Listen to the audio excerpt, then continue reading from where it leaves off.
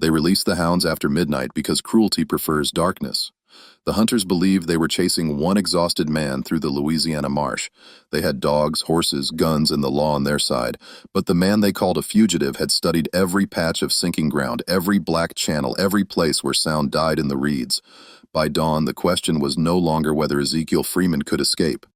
The question was why he wanted them to follow him in the first place. They said Ezekiel Freeman ran because he was afraid. That was the first lie. Fear was present that night. It moved through Plantation like smoke through floorboards.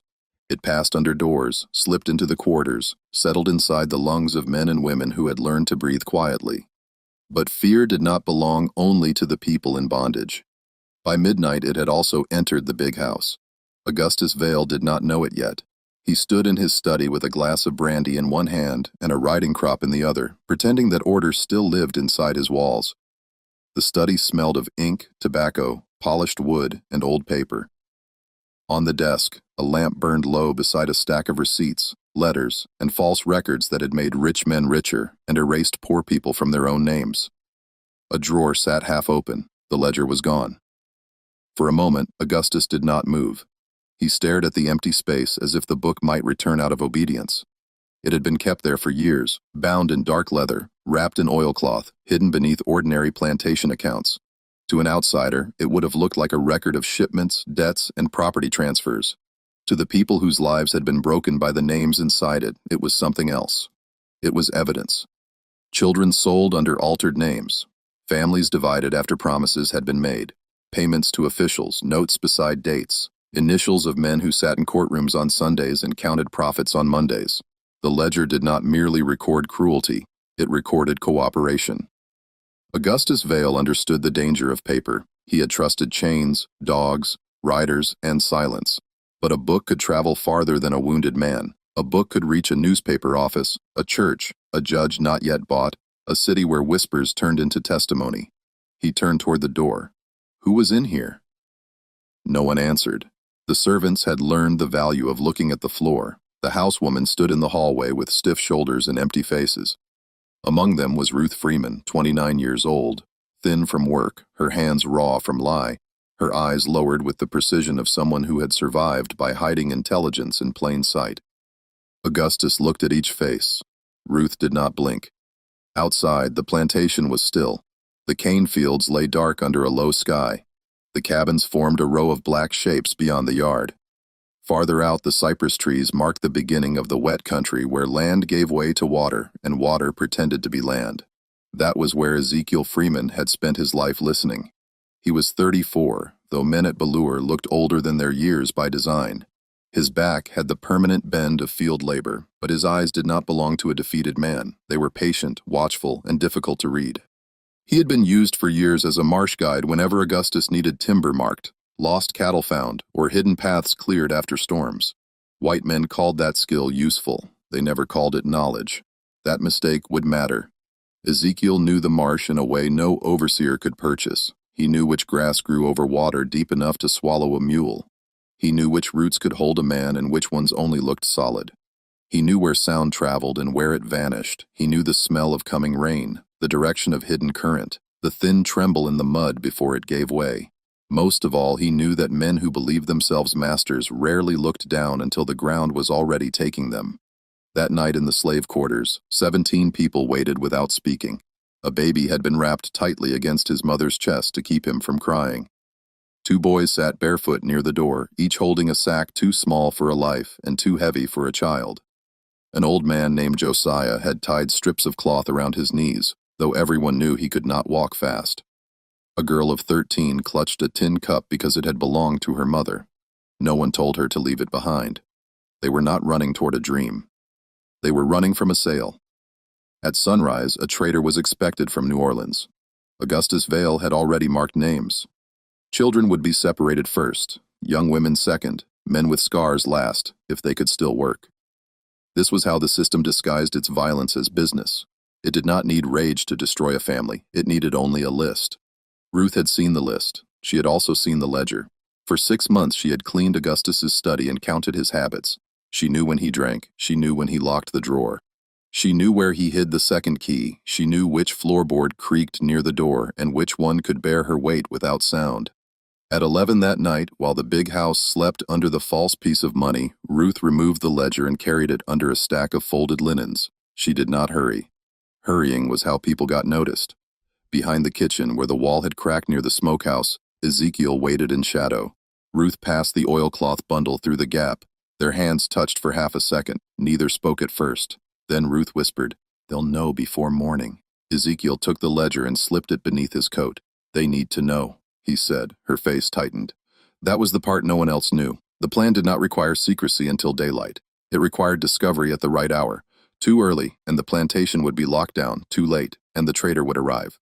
But if Augustus found the ledger missing after midnight, he would do what men like him always did. He would send force in the direction he believed guilt had gone. Ezekiel looked past Ruth toward the quarters. "Get them to the wash path," he said. "Jonah knows the turn." Ruth's eyes flicked toward the dark fields. "He's 12. He sees what grown men step over." That was true. Jonah had no letters, no schooling, no right to speak in rooms where white men stood, but he knew the marsh signs better than most adults. He could tell a safe path by the tilt of reeds. He could identify shallow water by the insects above it. He had spent years watching because children in bondage were expected to be invisible. Invisibility had become his education. Ruth pulled her shawl tighter. "And you?" Ezekiel listened. From the big house came the first sound of disturbance. A door slammed. A man shouted, then another. "I'll take the dogs," he said. Ruth looked at him, then fully. In the faint light, her face showed what discipline had been hiding. Not panic, not weakness. Recognition. This was not a husband making a sacrifice without telling his wife. This was a strategy they had built together from grief. Years earlier, their first child had been chased to the edge of the marsh after being accused of stealing food. The boy had been 8. The dogs had found him before Ezekiel did. No grave marker stood for him. No record mentioned him. Augustus had called it an accident and deducted the value of lost labor from nobody because the dead child had never been allowed to possess value beyond use. That day, Ezekiel stopped fearing hounds. He began studying them. He learned how they trusted scent too deeply. He learned how handlers trusted hounds too blindly. He learned how a trail could be made louder than truth. Fish be blood, torn cloth, sweat rubbed onto cane leaves. A boot print pressed where no man needed to step. The dog did not know intention. It knew only invitation, and Ezekiel had prepared one. The bell near the overseer's shed rang once, then again. The plantation woke with violence. Men stumbled from cabins. Women reached for children. A rider crossed the yard. Lanterns appeared near the stables. Somewhere a whip cracked against a post. Not flesh, but the message was clear. Augustus wanted obedience before explanation. Silas Pike arrived within the hour. He came from the North Road with 4 riders and 6 hounds, his coat buttoned high, his hat low, his expression bored by other people's terror. He was 41, narrow-faced with pale eyes and a mouth that rarely opened unless there was money involved. Men like Silas called themselves trackers. That word was too clean. He hunted human beings for payment and carried himself as if skill could wash the stain from the work. Augustus met him near the stables. "One man," Augustus said, "Ezekiel Freeman. He took something from my study." Silas glanced at the cabins. "Alone?" Augustus hesitated. That hesitation was the second crack in the night. "I want him found," he said. Silas heard what was not said. A missing book, a frightened planter, a reward likely larger than usual. He smiled without warmth. "Then loose the dogs." The hounds were brought forward on chains, ribs showing beneath short coats, noses wet, bodies trembling with trained hunger. They had been made into instruments. That did not absolve the men who used them. The plantation liked to pretend violence was natural when it could be assigned to animals, laws, markets, or necessity. But every chain had a hand behind it. A scrap of Ezekiel's shirt was given to the lead dog. The animal sniffed once, then pulled hard toward the cane. Silas looked pleased. "He's close." Augustus mounted his horse. "I'm coming." Silas did not object. Pride was useful in a client. It made him reckless and generous. Across the yard, Ruth stood with the other women. Her face remained blank as the riders passed. No one looked closely at her. No one noticed the absence of 17 people from the farthest cabins. No one counted the children because the system never counted them properly unless selling them. That blindness had been part of the plan. Ezekiel moved through the cane at a pace just fast enough to be believed. He did not run like a desperate man. Desperation wasted the body. He moved with control, breaking stalks where the moonlight could catch them, dragging one foot when he wanted the dog certain, stepping onto hard ground when he wanted time. Twice he stopped to press the shirt scrap against low branches. Once he cut a fish open and smeared blood near a turn where the path divided. The hounds screamed into the night. Behind him, men shouted, "He's cutting east. No, the dogs have him south. Keep them moving." Ezekiel heard every word. Sound traveled strangely in the cane. It bounced, thinned, returned from the wrong direction. Men unfamiliar with darkness often filled it with noise. That was another weakness. At the edge of the fields, he paused near a dead cypress. The first marker, a strip of cloth hung from a branch nearly invisible unless one knew it was there. Beyond it lay two paths. The left path looked open, dry, and simple. The right path descended toward black water in a wall of reeds. Ezekiel went right, not immediately. He made sure to stumble first. He let his hand hit the mud. He left a print. He let the story write itself for the dogs.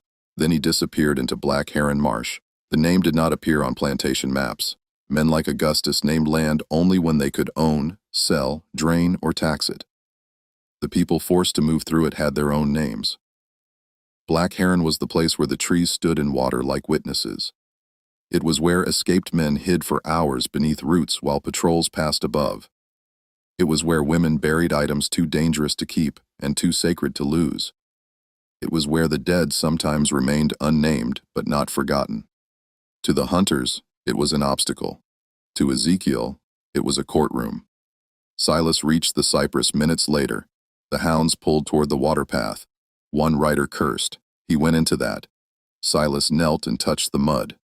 He lifted his fingers, smelled them, and looked into the reeds. "He's tired," he said. "Scared men choose bad ground." Augustus sat rigid on his horse. "Can we follow?" Silas stood with dogs? Yes. That was the third lie. The men entered the marsh, believing pursuit still belonged to them. At first, the ground held. Mud sucked at boots, but released them. Water rose only to the ankles. The hounds moved fast, noses low, bodies straining forward. The riders stayed mounted for another 50 yards. Then, another. Branches scraped their coats. Mosquitoes gathered around lantern flames. The smell changed from cane and dust to rot, algae, and standing water. Ezekiel remained ahead, close enough to be heard once, never close enough to be seen clearly. A splash, a broken reed, a shadow between trunks. Silas pushed harder. The dogs lunged. That was the trap inside the trap. The trail was not merely leading them into the marsh, it was teaching them confidence. Every sign confirmed what they wanted to believe. Every print rewarded their arrogance. Every torn thread told them the hunted man was losing control. Meanwhile, the real escape moved west. Ruth led the group through a drainage ditch behind the quarters where Jonah waded barefoot in water up to his shins. He held no lantern. Light was for people who did not know the path. "This way," he whispered. Josiah struggled first. Two men lifted him under the arms. The baby stirred but did not cry. Ruth carried the ledger beneath her dress, tied flat against her body with a strip of cloth. It pressed against her ribs like a second heartbeat. Behind them, the hounds sounded farther east. That sound would have broken some people. For Ruth, it measured distance. Each bay meant the hunters were following Ezekiel. Each shout meant the yard was emptying of men. Each minute meant the ledger moved closer to the river. Jonah stopped near a patch of pale grass. "Not there," he said. One of the men, Isaac, frowned. "It looks dry." Jonah shook his head. "Too smooth." He stepped left onto a ridge of roots hidden beneath shallow water. The others followed. The girl with the tin cup slipped once, but Ruth caught her by the shoulder. No one spoke harshly. There was no room for blame among people carrying one another through darkness. Back in Black Heron, the hunters began to slow. The first horse refused. It planted its front legs and threw its head, eyes wide, nostrils flaring. The rider kicked its sides. The animal backed into another horse. A lantern swung wildly. Hot oil spilled into the water and vanished. Silas turned. "Dismount." No one liked the order. Men who hunt from horseback dislike meeting the ground. It makes them equal to what they pursue. But the trees were too close now, the mud too deep, the water too uncertain. One by one, the riders climbed down. Augustus was last. His boots entered the marsh with a sound he would remember if he survived the night. A low, wet pull, like the earth taking hold. How much farther? He demanded. Silas did not answer directly. The dogs still have him. The lead hound dragged them forward. Ezekiel had doubled back once, crossed a narrow strip of water, then walked along a fallen tree to break his trail, but he had left enough scent beyond it to keep the dogs convinced. He had not confused them. Not yet. Confusion would come later when they were too deep to retreat easily. He crouched behind a screen of reeds and watched them pass. Silas first, holding the lead chain, 2 riders behind him, Augustus in the middle, breathing hard, trying to hide it. The remaining men fanned out poorly, stepping where the dog stepped, trusting paws more than ground. Ezekiel's face did not change. This was the part that required discipline. Hatred could ruin a plan as quickly as fear. He could not rush. He could not show himself too soon. He had to let the marsh do what men refused to imagine it could do. One hound stopped, its ears flattened. Silas jerked the chain. Move. The dog wed. That was the first honest sound of the chase. Not rage, not command, warning. Silas ignored it. The water deepened, knee-high, then higher. The mud changed texture beneath them. It no longer resisted in a simple way. It shifted. A man would step on what felt like ground, put weight on it, and feel it loosen under him. Roots caught ankles, hidden holes opened between clumps of grass. The hounds began to lose their straight line, circling, pulling, returning to the same patch of water. Augustus looked around. The trees were all alike. The plantation had vanished. No house lights, no road, no field edge, only trunks, reeds, black water, and the pale steam of breath in damp air. "This is far enough," one rider said. Silas turned on him out. "You want to tell Mr. Vale you lost his man?" The rider said nothing. That was how systems of cruelty maintained themselves, not only through belief, through embarrassment, through debt, through men afraid to appear weak before other men. Pride drove them deeper than necessity would have. Ezekiel moved again. This time he let them see him only for a second. A shape crossing between 2 cypress trees, a man's shoulder, a flash of white shirt.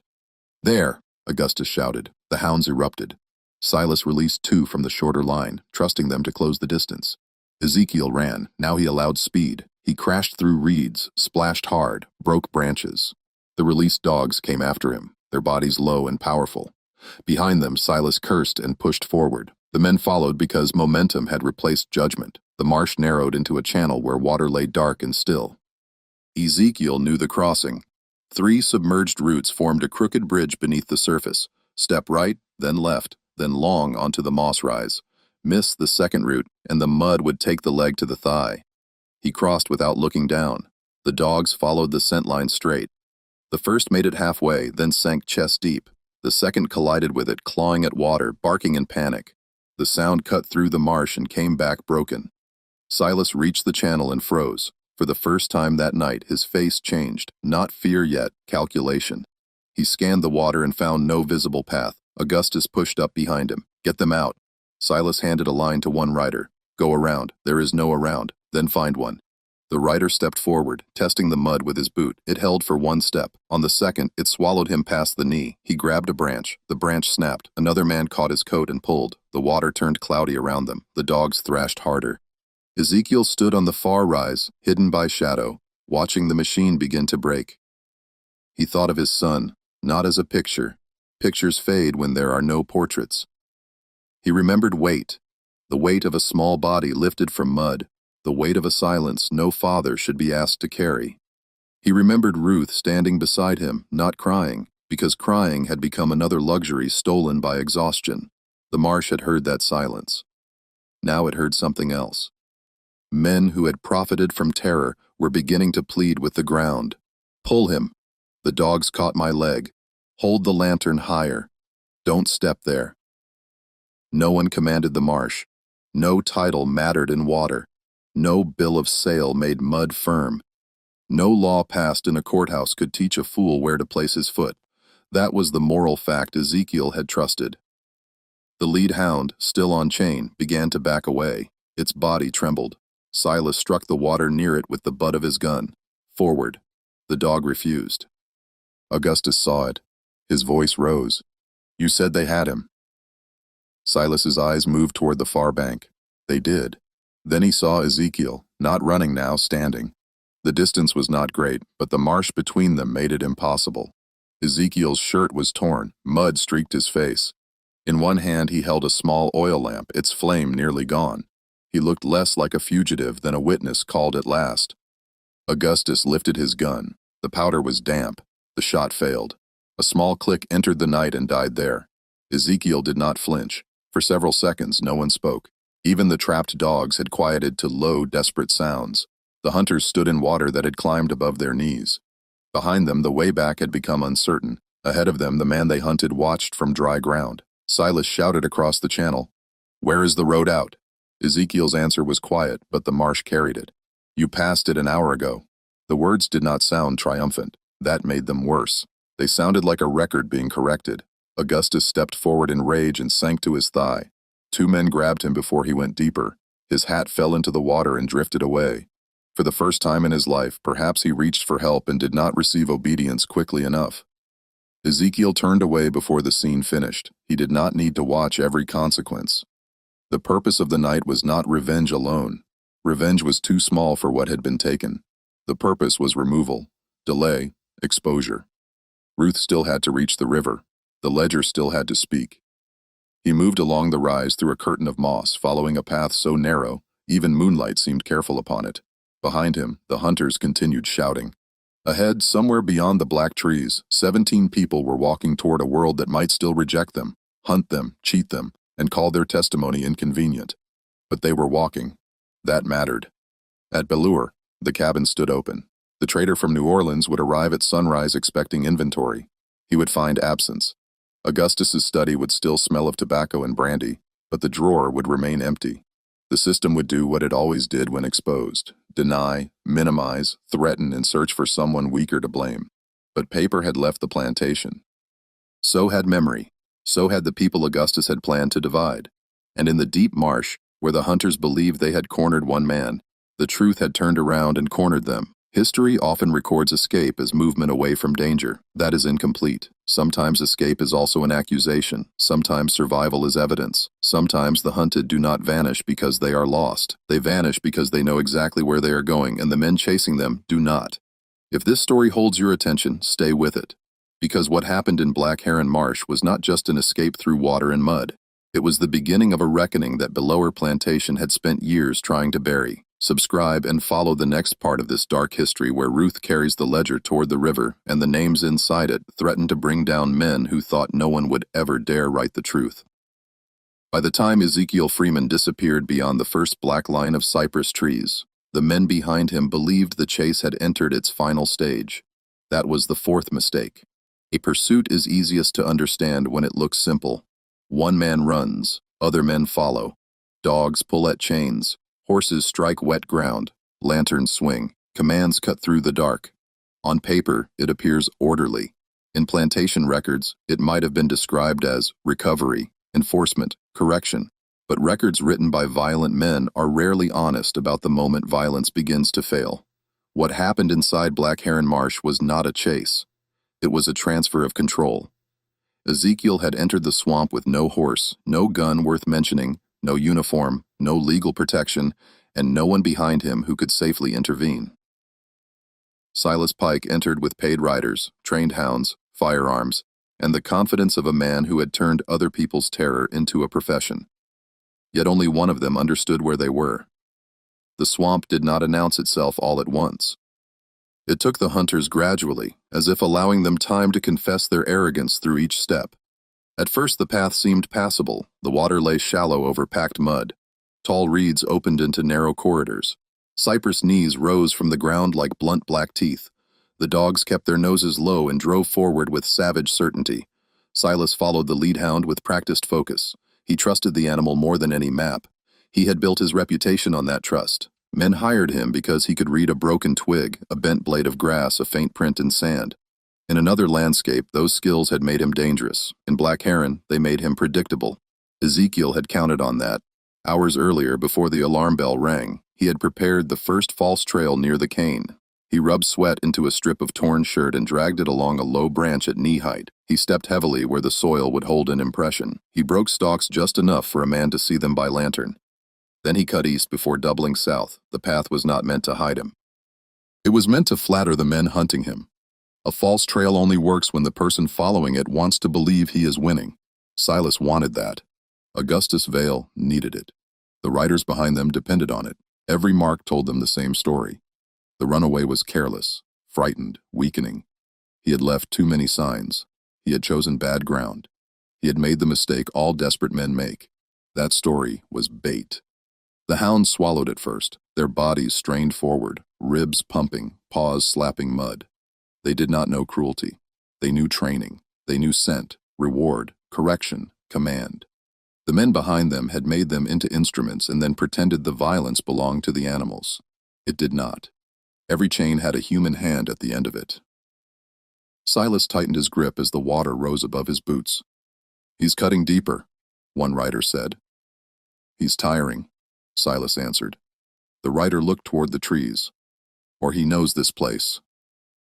Silas turned his head just enough to make the warning feel like disobedience. "He knows how to run, that's all." That was how professional cruelty protected itself. By refusing to recognize intelligence in the people it hunted, the system could admit strength when it had to. It could admit endurance, it could admit usefulness, but it resisted admitting strategy. Strategy implied a mind implied personhood, and personhood was the one truth slavery had to deny every hour in order to continue. Ezekiel moved ahead of them in silence. He was not far. At times he could hear Silas breathing. He could hear Augustus cursing each time mud gripped his expensive boots. He could hear the riders pretending not to be afraid. The swamp compressed distance. A man hidden 20 yards away could seem lost forever. A man shouting 50 yards behind could sound close enough to touch. Ezekiel used that confusion carefully. He did not run in a straight line. A straight line belonged to panic. He moved from marker to marker. The split cypress, the fallen sweet gum, the cluster of white reeds that grew only where water covered root ridges. He stepped where the ground had memory of his weight. He avoided patches too smooth to trust. Twice he sank to one knee on purpose and pulled himself out slowly so the mud would take the shape of struggle. The hunters found those marks and believed them. Silas knelt beside one deep print and held up his lantern. He fell here. Augustus leaned forward, sweat shining at his temples despite the night air. How close? Close enough. That answer pleased Augustus because it required no thought. Rich men often prefer answers that confirm ownership over reality. Augustus had lived for years in a world arranged to obey him. Cane fields, account books, overseers, kitchen bells, auction notices, even Sundays. He had mistaken arrangement for truth. But the swamp was not his house. It did not care about his name. It accepted his weight exactly as it accepted anyone else's. Behind him, one of the horses began to tremble. Its hooves shifted in the mud. The rider tried to steady it, but the animal resisted the path. Horses are not moral creatures, but they can recognize danger more quickly than men corrupted by pride. "Leave the mounts tied," Silas ordered. Augustus snapped toward him. "We are not abandoning them. We can't ride through this. I paid for speed, and now you need quiet." The two men stared at each other in the lantern glow. For a brief second, their alliance showed its true form. Not loyalty, transaction. Augustus paid. Silas performed. Both men understood power, but neither trusted the other beyond usefulness. Finally, Augustus dismounted. His boots entered the water with a thick, sucking sound. He looked down, offended. The riders followed. One tied the horses to a cluster of cypress roots. Another checked the powder in his pistol and tried to keep it dry beneath his coat. The dogs wed, impatient. Silas took the lead again. Ezekiel heard the change in rhythm. Men on foot made different mistakes. They watched their own feet too much. They lost sight of one another. They clustered near the easiest path, which was often the most dangerous because it had been made easy by water moving beneath the surface. They trusted anything that looked firm. They cursed when the ground contradicted them. The swamp was beginning its testimony. Far west of them, Ruth Freeman moved through a different kind of dark. There were no hounds near her now, but the danger had not lessened. It had only changed shape. She led 17 people through a drainage cut behind the lower field where stagnant water reflected no moon. Jonah walked ahead barefoot, stopping every few yards to feel the bottom with his toes. He carried a branch stripped of leaves, not a weapon, a question. He pushed it into the mud before each turn. If the branch sank too easily, he shifted direction. If bubbles rose black and slow, he backed the group away. If reeds leaned inward, he avoided the center. The boy did not explain his reasoning. He had learned from watching, and watching does not always translate into words. Ruth trusted him anyway. That trust was one of the quiet crimes the plantation never expected. It assumed the enslaved could labor together but not plan together, suffer together but not organize, whisper together but not build a system of knowledge beneath the master's floorboards. It saw community as weakness because it did not understand that community was how people survived what had been designed to isolate them. The baby stirred against his mother's chest. The mother froze. Everyone stopped from far away. The hounds baa again. The child whimpered once, barely a sound. Ruth stepped close and placed a hand on the mother's shoulder. No command, no blame, only pressure, steady and human. The mother bent her head and breathed against the child's face until he quieted. Jonah looked back. Need to move? Ruth nodded. How far to the wash ridge? Less if nobody steps wrong. That was not comfort. It was accuracy. Ruth preferred it. She adjusted the ledger beneath her dress. The oilcloth had been tied tightly across her ribs, but with every step, the corners pressed into skin. She welcomed the pain. It reminded her the book was still there. Men like Augustus believed pain belonged to other people. Ruth had turned it into inventory. Inside that ledger were names that had been protected by distance and handwriting. The planter who bought children under false ages.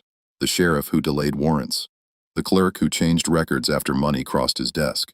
The judge who dismissed petitions because the petitioners had no recognized standing before the law that had already profited from their silence.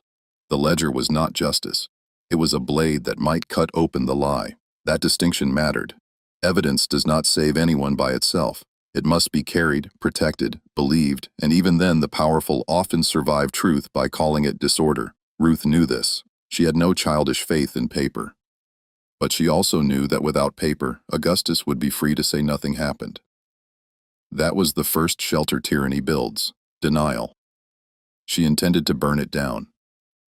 Back in the marsh, Silas began to sense a problem, but could not yet name it. The scent trail remained strong in places, then vanished where it should have continued. The dogs circled too often. Twice they pulled toward water that showed no sign of passage. Once the lead hound stopped at the base of a tree and barked upward, confused by cloth. Ezekiel had tied to a low branch after walking backward over exposed roots. Silas understood tricks. He had seen them before. Pepper Creek crossing, split paths, false shoes, men doubling back over stones. But this was different. The trail did not try to lose him. It kept inviting him forward. That should have warned him. Instead, it insulted him. Silas's jaw tightened. He yanked the dog away from the tree. Forward. The hound resisted. Forward. The animal obeyed because obedience had been beaten into it. The group moved into a stretch where the trees grew closer, their roots twisting above the water like dark hands. Lantern light caught Spanish moss and made it look like hanging cloth. The air grew still. Even the insects seemed to retreat. Augustus broke the silence. He cannot know all this in the dark. Silas did not answer. He was born on this place, Augustus continued, trying to convince himself more than anyone else. Raised here, worked here, nothing more. There it was again, the need to reduce knowledge into labor. If Ezekiel knew the land, Augustus wanted that knowledge to be an extension of plantation work, not independent intelligence. The master could tolerate skill only if he believed he owned it. But Ezekiel's knowledge had never belonged to Augustus. It had been gathered in stolen minutes while carrying timber, while searching for lost cattle, while burying grief, while pretending not to listen, while watching water lines after storms, while memorizing where white men refused to go. The plantation had used his body. It had failed to notice his mind was keeping records too. The dog suddenly surged left. Silas followed. The ground sloped downward. Water rose to the men's knees. One rider cursed as something brushed his leg beneath the surface. Keep moving, Silas said. The dogs pulled harder. Ezekiel had laid a strong mark there. Fish blood mixed with his own sweat smeared across reeds at dog height. The scent cut through rot and water. It promised certainty. The hunters followed it into a basin locals avoided after heavy rain.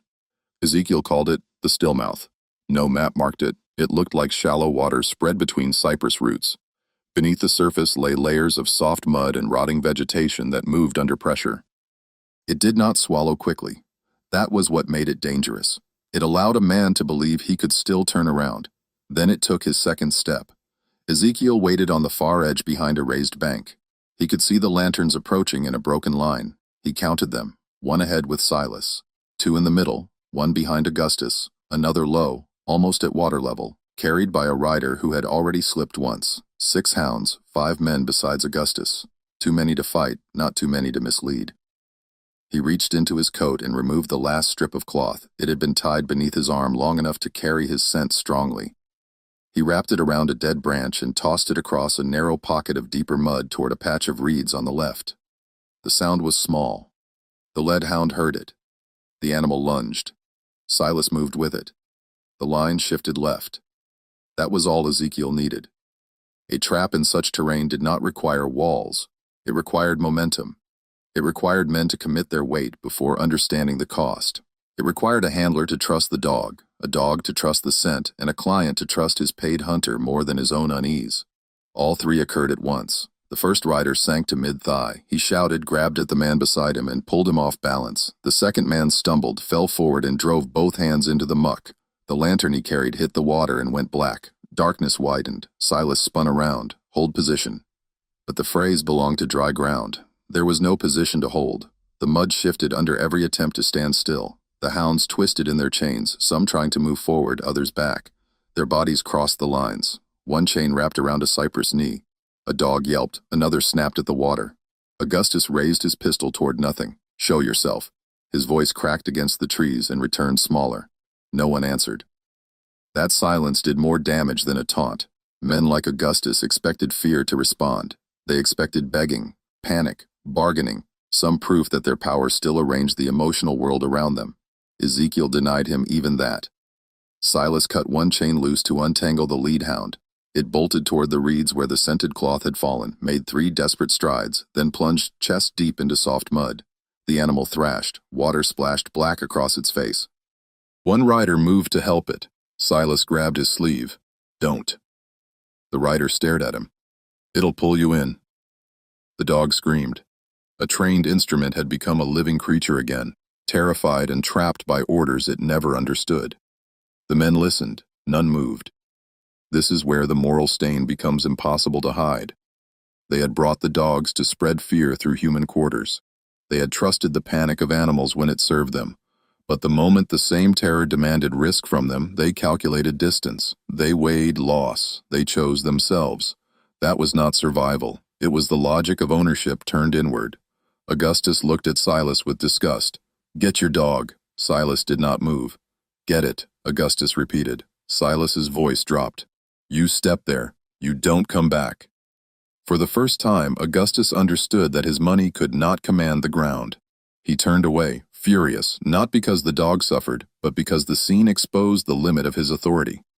Another hound began pulling backward. Then another. The pack no longer wanted the trail. This was the breaking point Ezekiel had been waiting for. Hounds trained to pursue could still recognize an environment where pursuit no longer made sense. Their handlers, trapped by pride and payment, were slower to learn.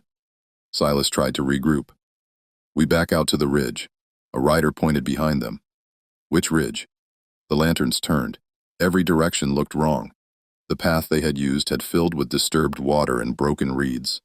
Their own footsteps had collapsed the edges. The horses were out of sight. The cypress trunks repeated in every direction. The sound of the trapped dog made thinking harder. Mosquitoes gathered around their faces. Mud dragged at their boots with each movement. Augustus scanned the darkness. He's close. Silas heard the accusation. So is the way out if you let me work. You lost control of your animals. Silas stepped closer, and you lost control of your plantation. No one spoke after that. The sentence hung in the marsh like a charge formally entered because it was true. At that same hour, Ruth's group reached the wash ridge. The ridge was not high ground by ordinary standards. It rose only a few feet above the flooded lowland, a narrow strip of firmer soil covered with tangled brush, but to those moving through water, it felt like a road. Jonah climbed first, then turned and helped the girl with the tin cup. Isaac and another man lifted Josiah. The old man bit down on his sleeve to keep from groaning. His legs shook so badly Ruth thought he might collapse before the river. We rest here, Isaac whispered. No, Ruth said. He looked at her. She did not raise her voice. If they turn back now, they'll search west. They won't turn back soon, Jonah said. Ruth looked at him. The boy's face was unreadable in the dark. How do you know? He pointed east. The hounds were no longer baying in rhythm. Their cries came broken, scattered, confused. They reached the bad water. No one asked how he knew. By then they had stopped doubting him. Ruth took one breath and moved again. The group followed the ridge toward a stand of dead trees. Beyond that lay a shallow crossing, then the old church road. If all went as planned, a wagon would be waiting near a burned chapel before dawn. The man driving it was not a savior. He was a printer's assistant from Baton Rouge, connected to people who opposed slavery and distrusted local courts. He had agreed to carry the ledger and whoever could fit beneath tarps of hay. Ruth did not know whether he would keep his word. Trust in her world was never clean. It was measured against risk, need, and the absence of better options. Still she walked. Behind her, the plantation that had claimed her body for years grew smaller with every step. But escape did not erase what had happened there. That is another lie often told for comfort. Freedom does not undo the sale of a child. It does not restore names removed from records. It does not return years spent under command. The best it can do at first is stop the next theft. Ruth carried the ledger because stopping the next theft required more than reaching the river. It required accusation. In the marsh basin, accusation had taken another form. Ezekiel stepped into view. Not fully, just enough. He stood on the far side of a dark channel where roots formed a narrow crossing known only to him. His face was streaked with mud. His shirt hung torn from one shoulder. He looked tired now because he was tired. Strategy did not make the body endless. Silas saw him first. There, Augustus turned, rage flooding his face with new energy. Shoot him. One rider lifted his rifle. The powder flashed weakly and failed. Wet air, damp hands, bad angle, poor care. The weapon clicked into humiliation. Ezekiel did not run. That stillness unsettled them more than flight. Silas narrowed his eyes. What do you want? The question was revealing. He did not ask where Ezekiel was going. He did not ask what he had taken. He asked what he wanted. Because somewhere beneath the professional hunter's pride, he had begun to understand that the night had intention. Ezekiel looked at the men, then at the trapped hound, still struggling in the mud. Turn back, he said. Augustus laughed once, harsh and breathless. You hear that? He's giving orders now. Ezekiel's gaze shifted to him. No, he said. I'm telling you what the ground already told you. A rider crossed himself. Silas noticed. Fear spreads faster when men try to hide it. Augustus stepped forward, forgetting the mud. His right leg sank again. He grabbed Silas's shoulder to steady himself. Silas almost shoved him away, then remembered the money and did not. You belong to Belle Morne, Augustus said. The old sentence, the rotten sentence, the sentence that had justified theft by repeating itself as law. Ezekiel's expression did not change. The lure is emptying. Augustus froze, not at the defiance, at the information. For the first time that night, he thought of the cabins, the traitor, the missing ledger. Ruth's lowered eyes, the alarm that had drawn every armed man east. His face tightened. Silas saw it. What did he say? Augustus did not answer. There are moments when a powerful man realizes he has been outmaneuvered and tries to disguise the realization as anger. Augustus reached for that disguise immediately. He pointed at Ezekiel. Take him. No one moved. The order had no path to travel. Between the men and Ezekiel lay water, mud, roots, darkness, and the sudden knowledge that their target might not be the only thing missing. Silas turned to his riders. We pull back. Augustus stared at him. No, we pull back now, or we spend the night here. I said no. Silas stepped closer, voice low. And I'm saying your man led us into a sink. The word landed hard. A sink was not a place one charged through. It was a place that punished insistence. Everyone there knew it, though only Silas had said it aloud. Ezekiel used that moment to disappear again. Not dramatically. No shout, no final gesture.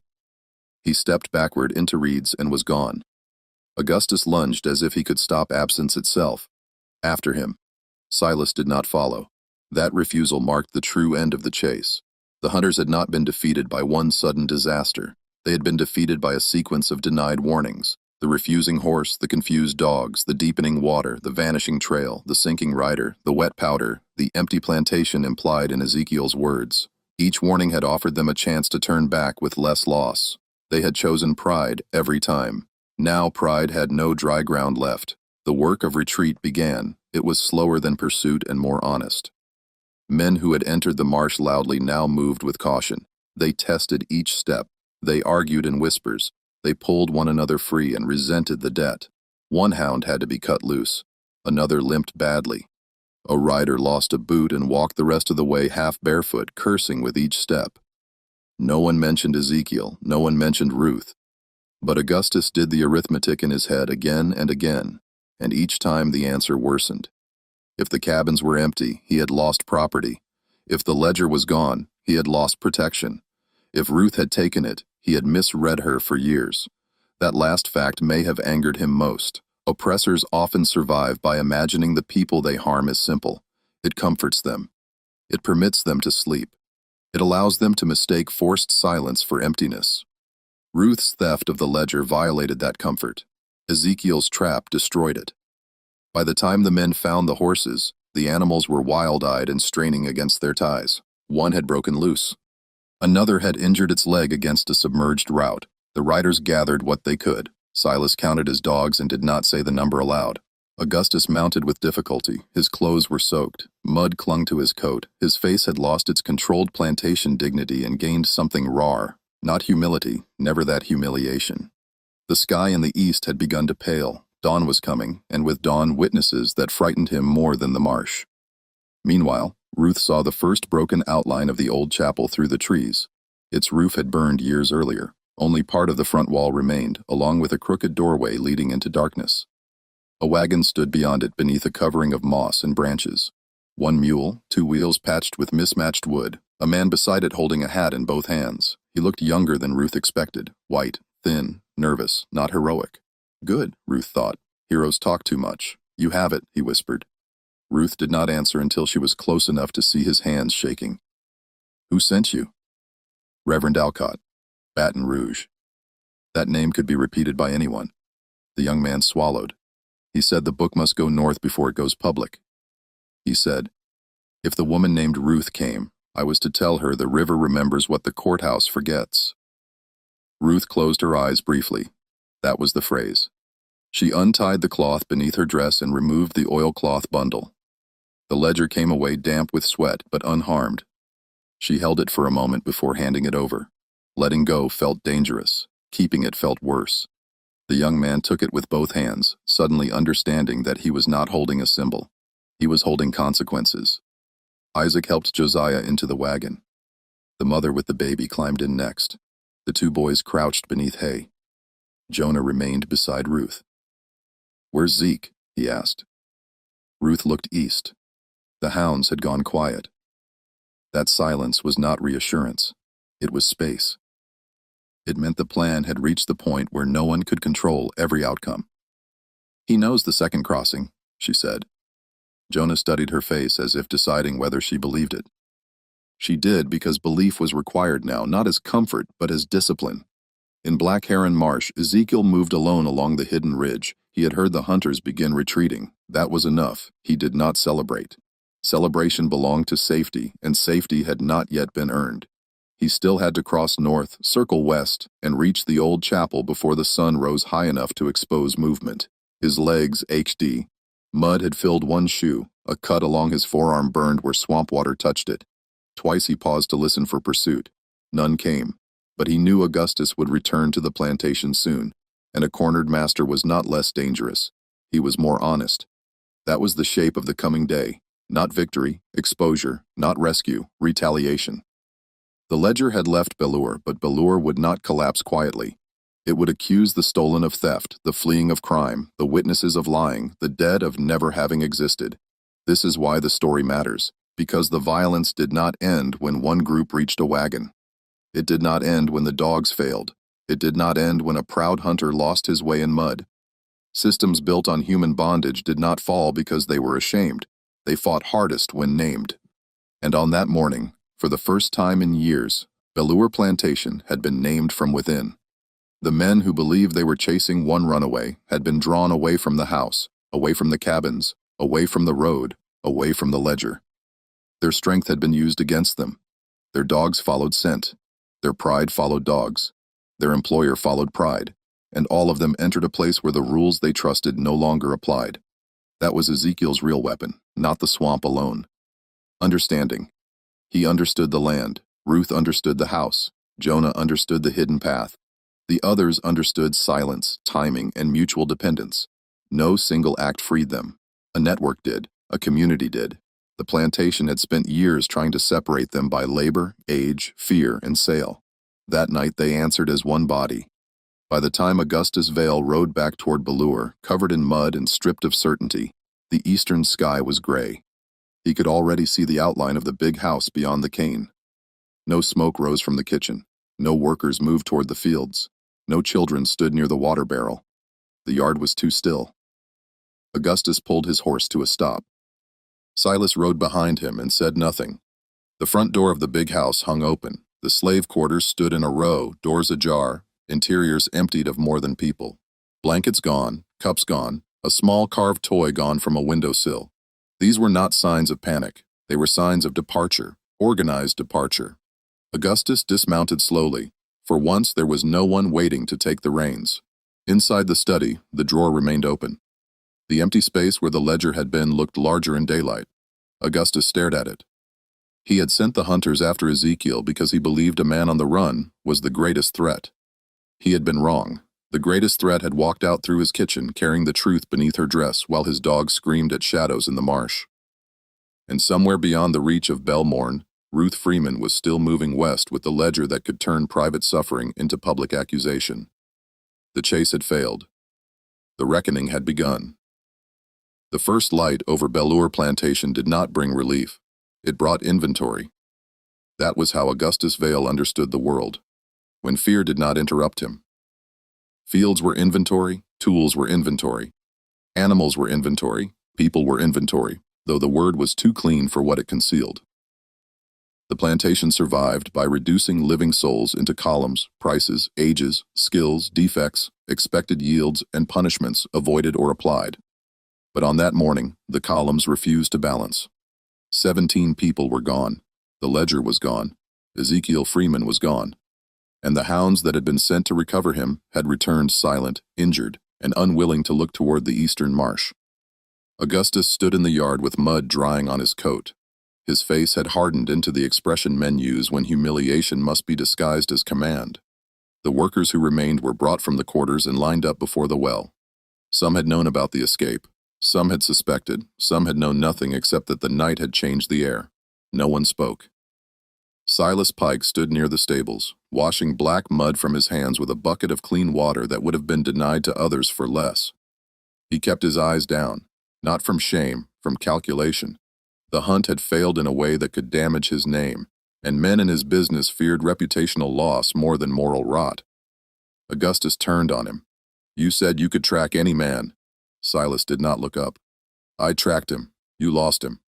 "No," Silas said. "He took us where he wanted us."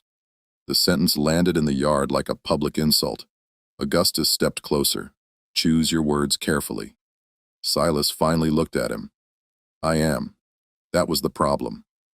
Now the lie could not hold inside the men who had entered the marsh. They had seen too much. They had watched the trail turn from evidence into instruction. They had felt their boots sink into ground that punished every confident step. They had heard Ezekiel's voice from the dry bank, calm enough to make their fear seem childish.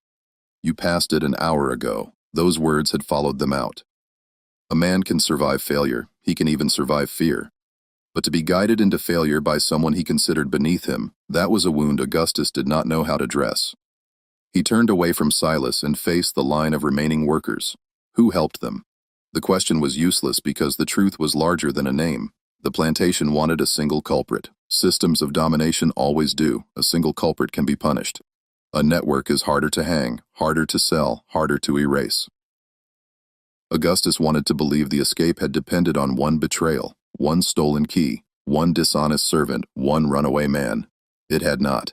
It had depended on years of listening. The cook who knew which evenings Augustus drank himself dull. The stable boy who knew when riders changed shifts. The old man who remembered a drainage ditch no longer used after a flood. The washerwoman who noticed Ruth hiding strips of cloth.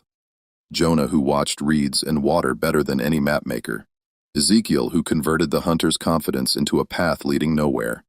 The plantation had been studied from below. That was the accusation no owner could bear. A woman near the end of the line lowered her eyes.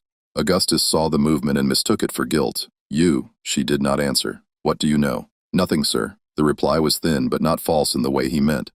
She did not know where Ruth had gone. She did not know whether Ezekiel had reached the chapel. She did not know if the ledger had crossed the river. She knew only that for the first time in years the morning bell had rung and fewer people had obeyed it. Augustus stepped toward her. Before he could speak again, a rider appeared on the north road. The trader from New Orleans had arrived. His name was Mr. Calloway, though names in that trade mattered less than ledgers, receipts, and the ability to look at suffering without interruption.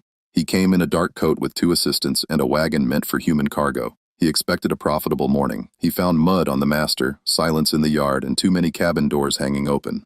Calloway removed his gloves slowly. "Mr. Vale." Augustus did not answer at once. The trader looked toward the quarters. "Where are they?" It was a simple question. It exposed the entire ruin. Augustus turned his rage into posture. "There was an incident." Calloway's eyes narrowed. "An incident does not empty cabins." Silas watched from the stables. For a brief moment, the entire machinery showed itself. The planter, the trader, the hunter. 3 men who pretended to operate separate businesses but belonged to the same moral economy. One raised profit from forced labor. One moved people through markets. One pursued those who tried to leave. Each depended on the others while pretending his own hands were cleaner. Now, one broken night had placed them in the same yard, facing the same absence. Calloway lowered his voice. "I had buyers waiting. I will handle it," Augustus said. "You lost the people I came to collect." Augustus stepped close enough that the assistants shifted uneasily. "I said I will handle it," but he had already failed to handle the most important thing. In his study, the missing ledger had created a danger none of the men wanted to name in public. Calloway did not yet know it was gone. Silas suspected it. Augustus could feel the knowledge pressing against his ribs like a concealed weapon. He dismissed the workers with a sharp gesture. No one moved until the overseer shouted. Then the line broke slowly, not with relief, but with caution. Those who remained at Belur understood something the powerful often forget. When a tyrant is exposed, he becomes less predictable, not less dangerous. Augustus entered the house with Calloway behind him. Silas followed without being invited. Inside the study smelled wrong in daylight, no longer private, no longer secure. Papers lay across the desk where Augustus had searched through them at dawn. A drawer hung open. Mud from his own boots had dried on the floorboards. Calloway noticed the drawer. "What else is missing?" Augustus said nothing. Silas closed the door. The room became smaller. Calloway's expression changed. "What was in it?" "Accounts?" Augustus said. The trader's face sharpened. "Which accounts?" "Mine." Silas gave a short, humorless laugh. Augustus turned on him. "Leave." Silas did not move. "I was hired to recover your man. I need to know what he took. He took nothing that concerns you. If he took paper with my name in it, it concerns me." The silence after that was an answer. Calloway set his gloves on the desk carefully as if the gesture gave him control. "You kept names." Augustus's jaw tightened. "Everyone keeps names, not in one book." There it was. Not remorse, not outrage. Fear of documentation. Men who commit crimes in groups often tolerate cruelty more easily than records. They trust memory to fade, witnesses to be silenced, and bodies to disappear into work, distance, or soil. But handwriting has a different kind of stubbornness. It can outlive the room in which it was made. The missing ledger had turned private brutality into portable evidence. Calloway looked toward the window. Where would they take it? Augustus answered too quickly. "They won't get far." Silas stepped closer to the desk. "They already got farther than you think." Augustus lifted his hand as if to strike him, then stopped. The presence of Calloway changed the calculation. Violence between men of business required caution. Violence downward required none. That was the plantation's entire legal philosophy, reduced to one room. Silas said they had a second route. Freeman drew us east, the others went west. Calloway looked at Augustus. "How many others?" The planter did not answer. "How many?" 17. Calloway cursed under his breath. Silas continued. "The woman from the house, Ruth. She was not in the quarters." Augustus's face hardened. He had known it, but hearing her name from Silas made the truth more solid. Ruth, the quiet one, the careful one, the woman who entered his study with folded linens, poured water without spilling, listened without appearing to listen. He had believed her obedience was proof of emptiness. In reality, it had been camouflage. Oppression often mistakes restraint for consent. That mistake had cost him the ledger. Calloway moved to the window. "We need riders on the west road." Silas shook his head. "Too late. You do not know that. I know what kind of night they planned. They would not run west without transport. Calloway turned. Then find the transport. Silas's expression remained flat. You want to search in daylight across 3 roads, 2 river crossings, and swamp paths no white rider here understands, with men already spooked and dogs that won't re-enter the marsh. Augustus slammed his hand on the desk. They are property. The word filled the room with its usual lie. No one challenged it morally.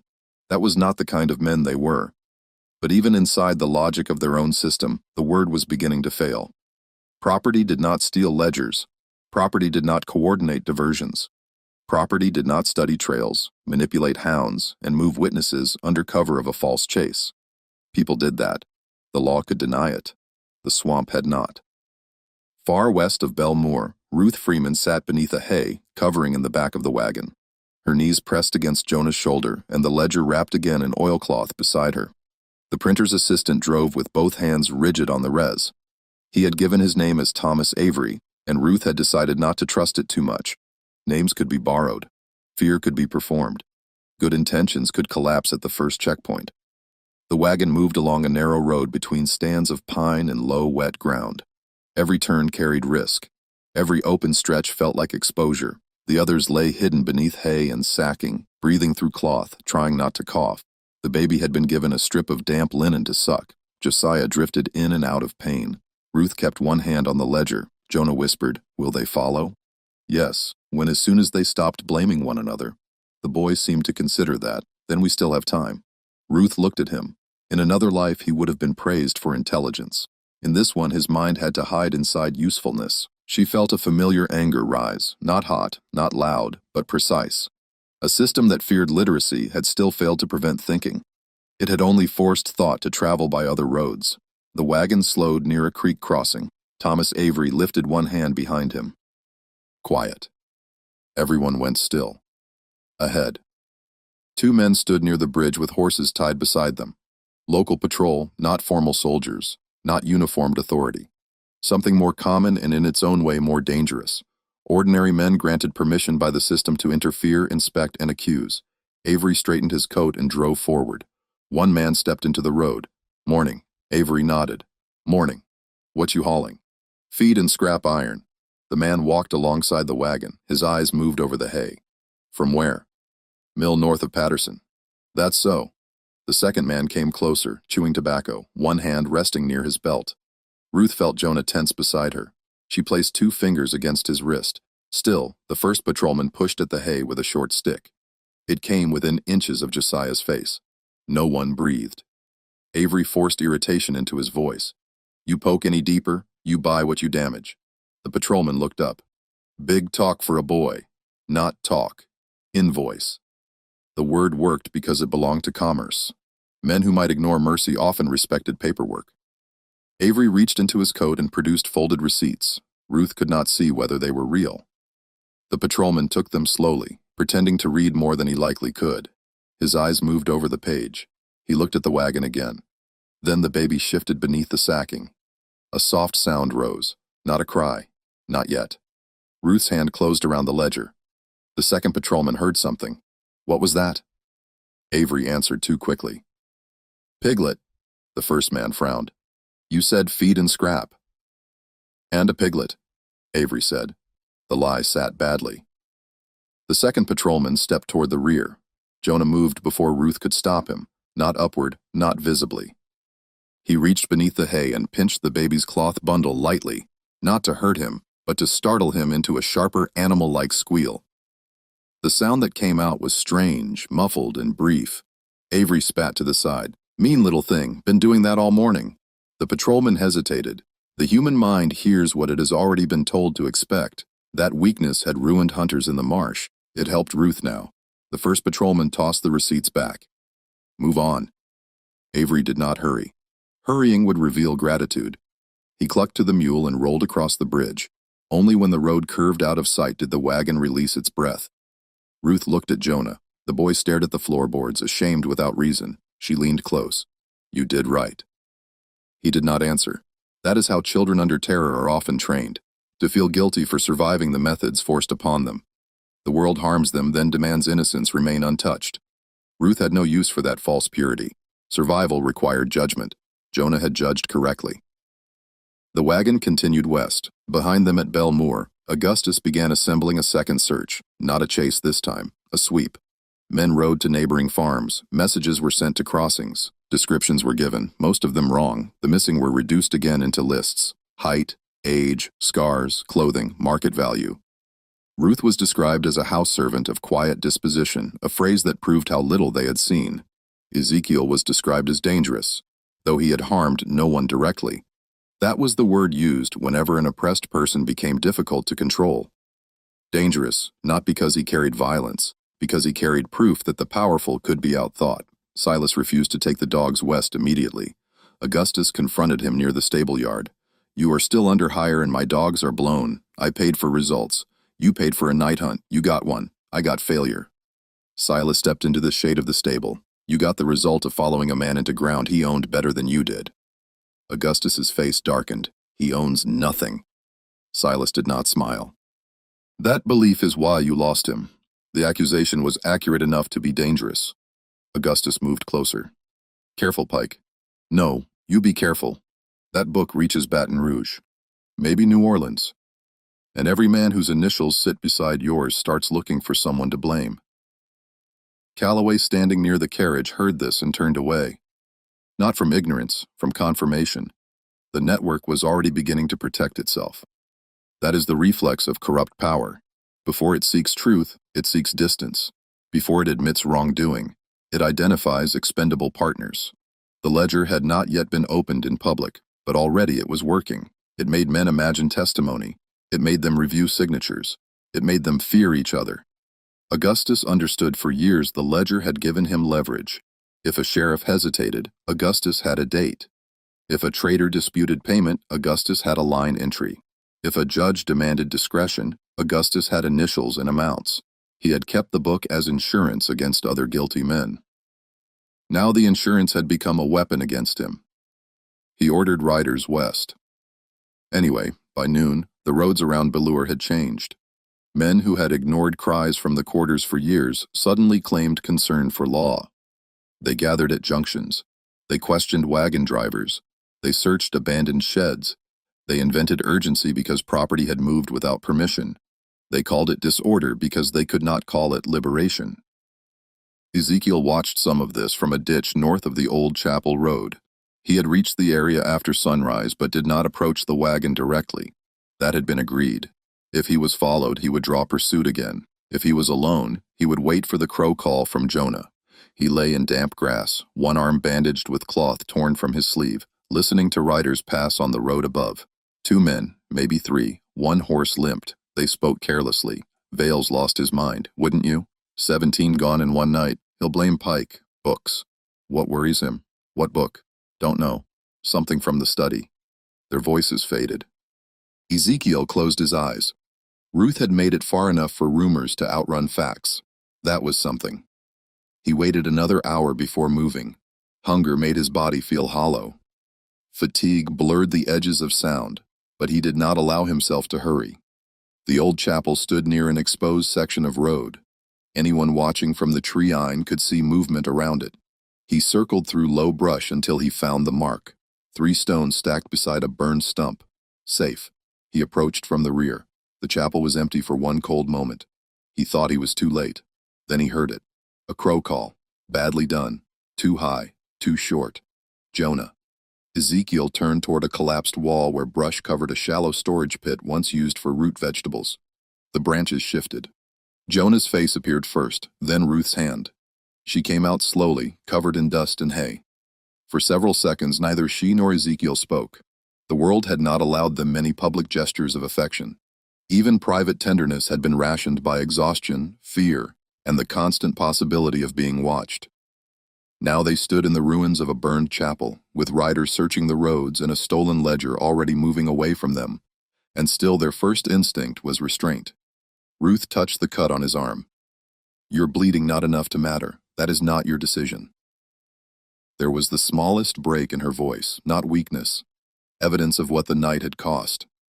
Ezekiel looked past her, the others hidden south. Avery took the ledger ahead with Josiah and the baby. The rest wait until dark. "You trusted him?" I trusted the phrase. Ezekiel nodded. It was all they had. Jonah climbed out fully. They came through the bad water. Ezekiel looked at him. Yes, all of them. Enough. The boy's face showed no satisfaction. He had seen the swamp's danger too closely to celebrate anyone trapped by it, even enemies. That too mattered. Freedom did not require becoming what hunted you, Ruth noticed. You did not put them there, she told him. Jonah looked away. I showed the path. You showed us a way out. They chose theirs. The distinction was necessary. Oppression depends on confusing responsibility. It punishes escape as provocation. It treats resistance as the cause of violence rather than the answer to it. But the hunters had entered the marsh by choice, by contract, by command, by profit. The people fleeing had chosen life. Those choices were not equal. Near Ballure, Augustus began making the opposite argument before witnesses. By afternoon, he claimed the escape had endangered the entire parish. He claimed Ezekiel had set traps. He claimed Ruth had stolen private business records. He claimed outside agitators were involved because admitting internal intelligence would be too humiliating. He sent a statement to the local magistrate and another to a neighboring planter whose initials appeared in the missing book. The language was careful. The panic was not. Silas left before sunset. Augustus tried to stop him. Mang, you walk away now. You won't be hired in this parish again. Silas tightened the strap on his saddle. If that book names me, I need to be elsewhere before men decide who takes the fall. You coward! Silas looked down at him from the saddle. I followed your runaway into a marsh and watched your empire empty behind your back. Call me what you want. Then he rode north. The departure mattered not because Silas was innocent. He was not, but because his leaving showed the first fracture in the circle of men who had protected one another. The ledger had not yet reached print, yet already loyalty was becoming liability. At dusk, Ruth and Ezekiel moved the remaining escapees from the chapel ruins. They traveled in smaller groups, now 3 at a time, then 4. Jonah led the first group to a creek bed where footprints would blur. Ruth took the second along a fence line. Ezekiel stayed behind with Isaac and 2 others to watch for riders. The plan was no longer elegant. Plans rarely remain elegant after first contact with daylight. It became practical, fragmented, tense. Hide here, move there, wait for the owl call. Do not cross open ground. Do not answer if called by name. If separated, follow water west until the second bridge. Darkness came slowly. Every sound seemed official. A branch breaking became a horse. A bird lifting became a signal. A distant shout became capture. The people moving through that evening did not move like fugitives in an adventure tale. They moved like people carrying the weight of every person who had tried before them and failed. Hope was present, but it did not make them light. It made them disciplined. That is a truth often softened in retellings. Hope under terror is not a song. It is a set jaw. It is a hand over a child's mouth, not to silence life, but to protect it. It is an old man continuing after his knees shake. It is a woman walking with evidence strapped beneath her clothes, knowing truth can still be intercepted by men with better horses. Ruth reached the second creek after dark. Avery was not there for several minutes. No one spoke. Isaac scanned the road. He left. Ruth listened. Water moved under the bridge. Crickets pulsed in the grass. Farther off, one dog barked from a farmyard, then stopped. No, she said. He changed the point. How do you know? Because if he had betrayed us, riders would be here. That was not faith. It was deduction. Jonah crouched near the mud. He found wheel marks half covered with cut grass. Wagon went south. Ezekiel looked at Ruth. Trap, maybe. They did not have time for certainty. They followed the wheel marks off the road and into a pecan grove. 50 yards in, a low whistle sounded. Isaac raised a stick. Ezekiel stepped forward first. Avery emerged from behind a tree with both hands visible. Road was watched, he whispered. Had to move. Where's the ledger? Ruth asked. Gone ahead with who? Reverend's man, older gray beard scar here. Avery touched his chin. He knew the second phrase. Ruth's shoulders lowered by a fraction. The book was no longer with them. That made them safer. It also made the story harder to control. Once truth leaves the hands of witnesses, it enters a world of printers, editors, allies, cowards, opportunists, and men who prefer peace without justice. Ruth knew the ledger could be hidden, dismissed, bargained over, or used by powerful men against one another without freeing anyone else. But she also knew one thing had changed permanently. Augustus Vale no longer possessed the only written version of what he had done. That mattered. Avery led them to a second wagon concealed under branches. It could not carry everyone. No wagon could. The weakest would ride first. Josiah, the mother, the baby, the youngest children. The others would walk until midnight, then trade places if the road cleared. Ezekiel refused a place. Ruth expected that. Jonah tried to refuse too. Ruth did not allow it. You ride. I can walk. You can also lead tomorrow if you are alive enough to think. The boy climbed in without another word. Before the wagon moved, Ruth turned toward Ezekiel. You know he'll come after us. Yes, not for all of us. For you. Ezekiel looked east where the road disappeared into darkness. Let him. Ruth's face hardened. No more bait. He met her eyes. No, no more bait. The promise was quiet and, like all promises made under pursuit, uncertain. But it was real. The wagon began moving. Ezekiel walked beside it for the first stretch, one hand on the wooden side rail. Ruth walked on the other side. Between them, hidden under hay, Jonah watched the stars through a gap in the boards. Behind them, Belur Plantation settled into a night unlike the one before. Its fields still stood, its house still rose white against the dark. Its bells still hung, its remaining workers still faced danger. No single escape ended the institution that had produced the crime. That must be said plainly. A story of survival should not be mistaken for a story of complete justice.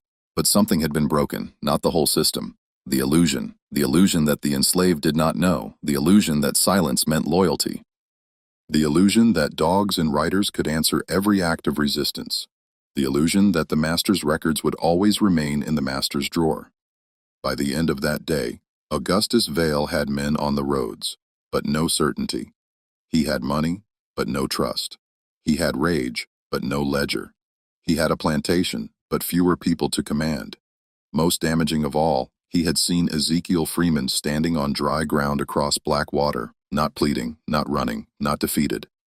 That image would stay with him, not because it threatened his body, because it corrected the story he had told himself about power. And by midnight, somewhere beyond the parish line, the ledger of Belmore was moving toward a press that could make private crimes public. The swamp had taken the hunter's confidence. Ruth had taken the evidence. Ezekiel had taken their certainty. And the road west, dangerous as it was, now carried something Belur had spent years trying to destroy. Witnesses who still remembered their names. The road west did not become safer after midnight. It only became less visible. That difference mattered. Darkness had protected Ruth Freeman and the others when the plantation first emptied. But darkness also belonged to patrols, informers, frightened farmers, and men who believed every moving shadow might threaten their property. The same night that hid the hunted could also conceal the next hand reaching for them. The wagon moved slowly beneath a low canopy of pecan and pine. Its wheels had been wrapped in strips of cloth to soften the sound. The mule labored without complaint, head low, ribs shifting under its hide. Beneath the hay, the children lay pressed between sacks, breathing in dust and fear. Josiah's knees had swollen badly. The mother held her baby against her chest so tightly that Ruth had to touch her wrist and remind her to let the child breathe. No one in that wagon mistook movement for freedom. Freedom was still ahead, uncertain and fragile. For now, they had distance. They had a stolen ledger moving by another route. They had a guide boy who read mud better than most men read print. They had Ezekiel walking beside them with a cut arm, a tired body, and the cold focus of a man who knew the first trap had worked. But the second danger had begun. The first danger had been pursuit. The second was panic. A plantation owner who loses people is angry. A plantation owner who loses records is afraid. A plantation owner who loses both becomes willing to burn down evidence, witnesses, and allies alike. By then, Augustus Vale was no longer trying to preserve order. He was trying to preserve himself. And those are different kinds of violence. At Belmore, lamps still burned in the big house long after the quarters had gone quiet. Augustus had not changed clothes. Mud had dried along the hem of his coat and cracked at the knees of his trousers. He stood over his desk with every drawer open, as if some overlooked scrap might replace what had been taken. It could not. The ledger had been more than an account book. It had been a private map of guilt. Names, sums, routes, dates, initials, payments marked as fees. Children entered under false ages, adults transferred under invented debts, officers thanked in numbers rather than words. It was not the whole system. No single book could hold that much evil. But it was enough to prove that Belur had not acted alone. That was why Augustus feared it. Not because the suffering inside the book was new. The suffering had always been there. It had cried in cabins, it had bled in fields, it had disappeared down roads south and east and west. Men like Augustus feared truth, only when truth became portable enough to reach someone who might use it against them. Calloway sat across from him, hat on his knee, his face drawn tight. "You should have burned it years ago," he said. Augustus looked up. "You signed 3 pages. I signed what you told me was safe. You profited. So did you." There it was again. Not remorse, but division. When guilt is shared, loyalty lasts only until exposure becomes likely. Then every man begins measuring the distance between his own name and the crime. Calloway leaned forward. "If that book reaches a press, I deny everything." Augustus laughed once. "Your handwriting denies with you. It can be called forgery." "By whom?" "By every man named in it who wants to remain alive in business." The statement was ugly because it was plausible. Power does not simply lie. It organizes lies into agreement. It gathers signatures, witnesses, paid experts, friendly judges, frightened clerks. It makes denial look official. Augustus knew this. He had relied on it for years, but the ledger would still force the men named inside it to react. That reaction alone could damage them. The first crack in a conspiracy is not always confession. Sometimes it is the sudden movement of guilty men trying to stand apart from one another. Silas Pike was gone. That worried Augustus more than he admitted. A hunter running from the parish before dawn was a message. It told anyone watching that the night had gone wrong. It told them the swamp had not merely delayed pursuit. It had broken confidence. Silas was no moral witness, but he was a practical one. He had seen Augustus lose command. He had seen Ezekiel outthink him. He had seen the Hounds fail. Men like Silas sold services, but they also sold stories when useful. Augustus turned toward the door. "Send for Sheriff Bell." Calloway's eyes narrowed. "He is in the ledger. That is why he will come." The sheriff arrived before sunrise, broad-shouldered, red-faced, and already angry at being summoned into another man's emergency. He wore authority the way some men wear a borrowed coat loudly to distract from poor fit. His badge caught the lamp glow when he entered the study. "What happened?" he demanded. Augustus closed the door. For once, he did not speak from above. He spoke like a partner in danger. "The book is gone." Sheriff Bell's face changed before he could control it. "What book?" Augustus stared at him. The sheriff understood the insult and the warning. Calloway stood by the window watching. Bell lowered his voice. "Who took it?" "Ruth Freeman." "A woman?" Augustus did not answer. Bell glanced toward Calloway, then back, and Ezekiel drew the hunters east into the marsh. The sheriff cursed softly. Even he understood what that meant. A false chase, a planned removal of armed men, a coordinated escape. This was not the simple disorder he preferred to manage with warrants and ropes of law. This was strategy that made it more dangerous to men who depended on the myth of helplessness. Bell placed both hands on the desk. "We block the crossings. We search houses. We stop wagons." "Already started," Augustus said. "Then we search churches." Calloway looked away. That was not an accidental suggestion. In that region, churches were often among the few places where messages could move beneath a moral vocabulary the authorities could not fully police. Sermons, funerals, charity wagons, hymnals, letters tucked into Bibles. Faith did not make every man brave or every congregation clean, but it gave some people a language beyond ownership. Sheriff Bell disliked any language he could not arrest. Augustus said, "There is a printer in Baton Rouge." Bell's jaw worked. "Name, Alcott is connected." The sheriff nodded slowly. "Then we do not chase the group. We chase the paper." That was the first competent thing anyone in that house had said since midnight, and it proved the fugitives had understood the conflict better than their pursuers. Ruth had not carried the ledger because it was sentimental. She had carried it because the people might be hunted individually, but evidence could move faster through hands, wagons, churches, and fear. The book was now the center of the battlefield. Far from Belur, that same truth had already shaped the escape. The ledger was no longer in Ruth's possession. Avery had passed it to a gray-bearded rider near a burned mill, a man called Mr. Aon, who carried saddlebags filled with church pamphlets, receipts, and flower samples. The ledger had been divided before dawn, not physically torn apart, but copied in fragments from memory by those who had seen key pages, names repeated under breath, dates assigned to witnesses. Ruth herself had memorized 6 entries from the pages she had cleaned around for years. Jonah knew the symbol Augustus used beside children marked for private sale. Josiah remembered 2 names from the list because one belonged to the man who sold his daughter. That was the hidden strength of the plan.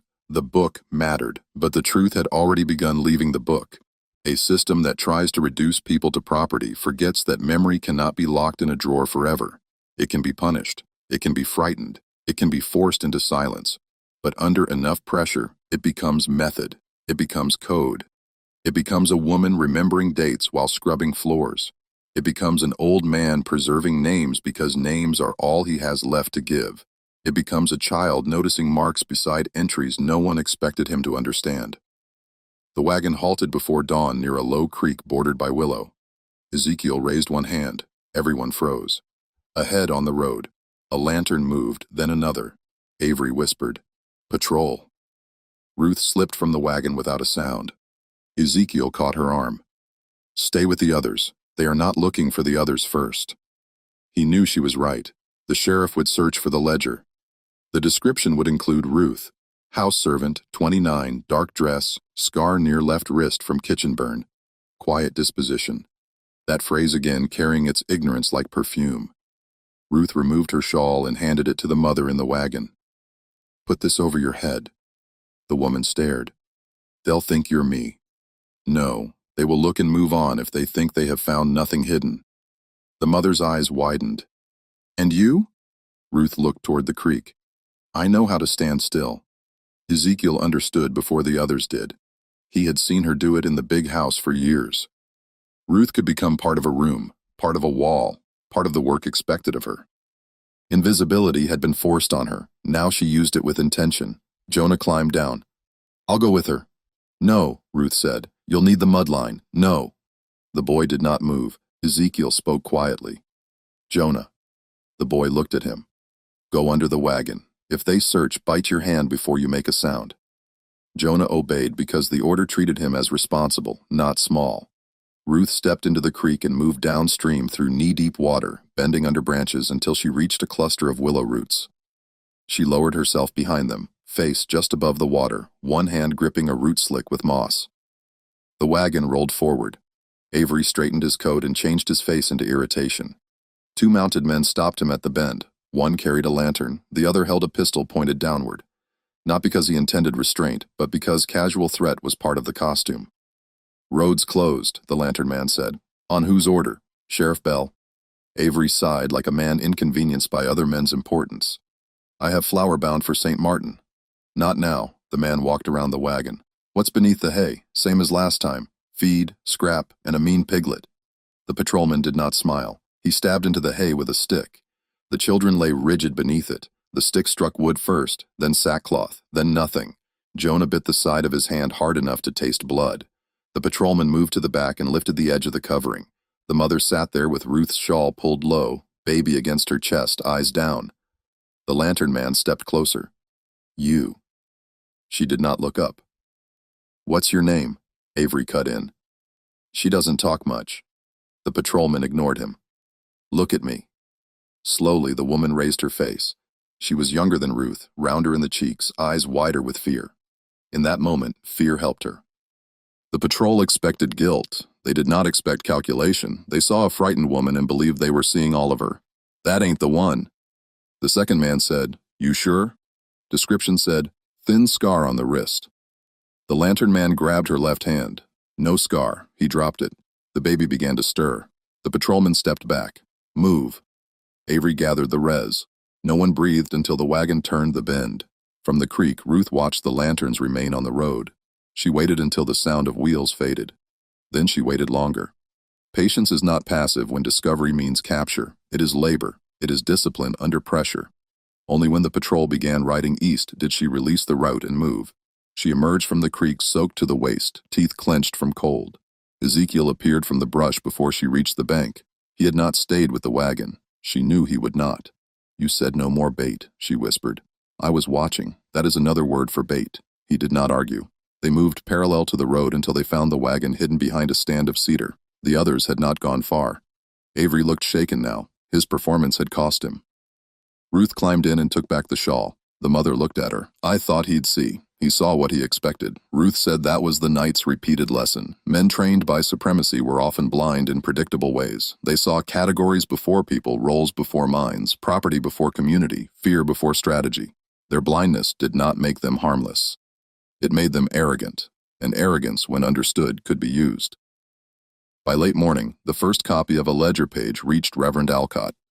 He was not in Baton Rouge when the fugitives expected. He had moved after hearing that Sheriff Bell was questioning church roots.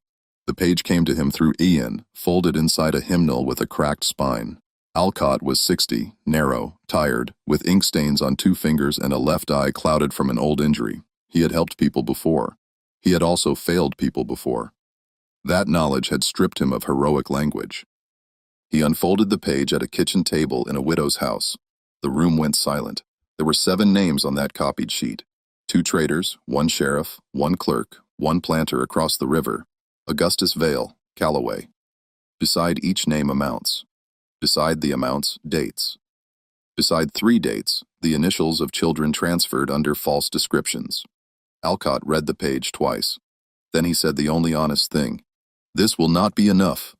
Ayan's face tightened. It names them. It names them to people who will deny it. We need the book. We need witnesses. We need one man inside that network to fear the others more than he fears us. That was cold. It was also true. Moral outrage alone does not defeat organized corruption. It exposes the soul of the witness, but not always the crime of the accused. The men named in the ledger had courts, newspapers, creditors, cousins, and guns. To move against them required more than truth. It required pressure applied at the weak seam. Alcott tapped Callaway's name.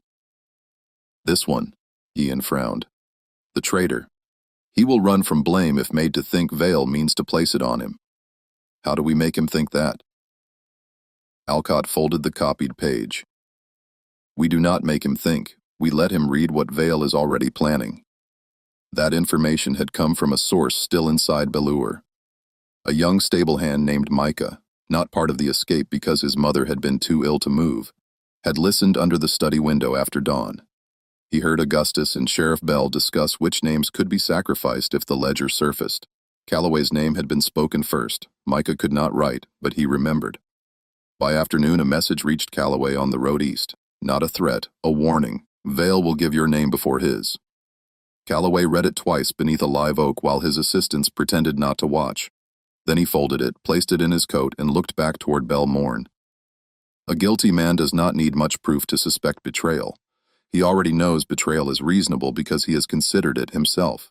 That is the weakness of conspiracies built on profit. They imitate loyalty while conditions are favorable. Once risk enters the room, every partner becomes possible evidence. Callaway changed direction before sunset. He did not ride to help Ruth. He did not ride to confess out of conscience. He rode to protect himself. History is full of such men. They are not redeemers. They are cracks. Sometimes justice enters through cracks. At the same time, Augustus tightened the net. Sheriff Bell's riders reached the old chapel after the fugitives had left. They found wagon tracks, trampled brush, and a strip of cloth from Josiah's knee wrapping. Bell held it between 2 fingers as if disgusted by the evidence of pain. They were here. One deputy spat.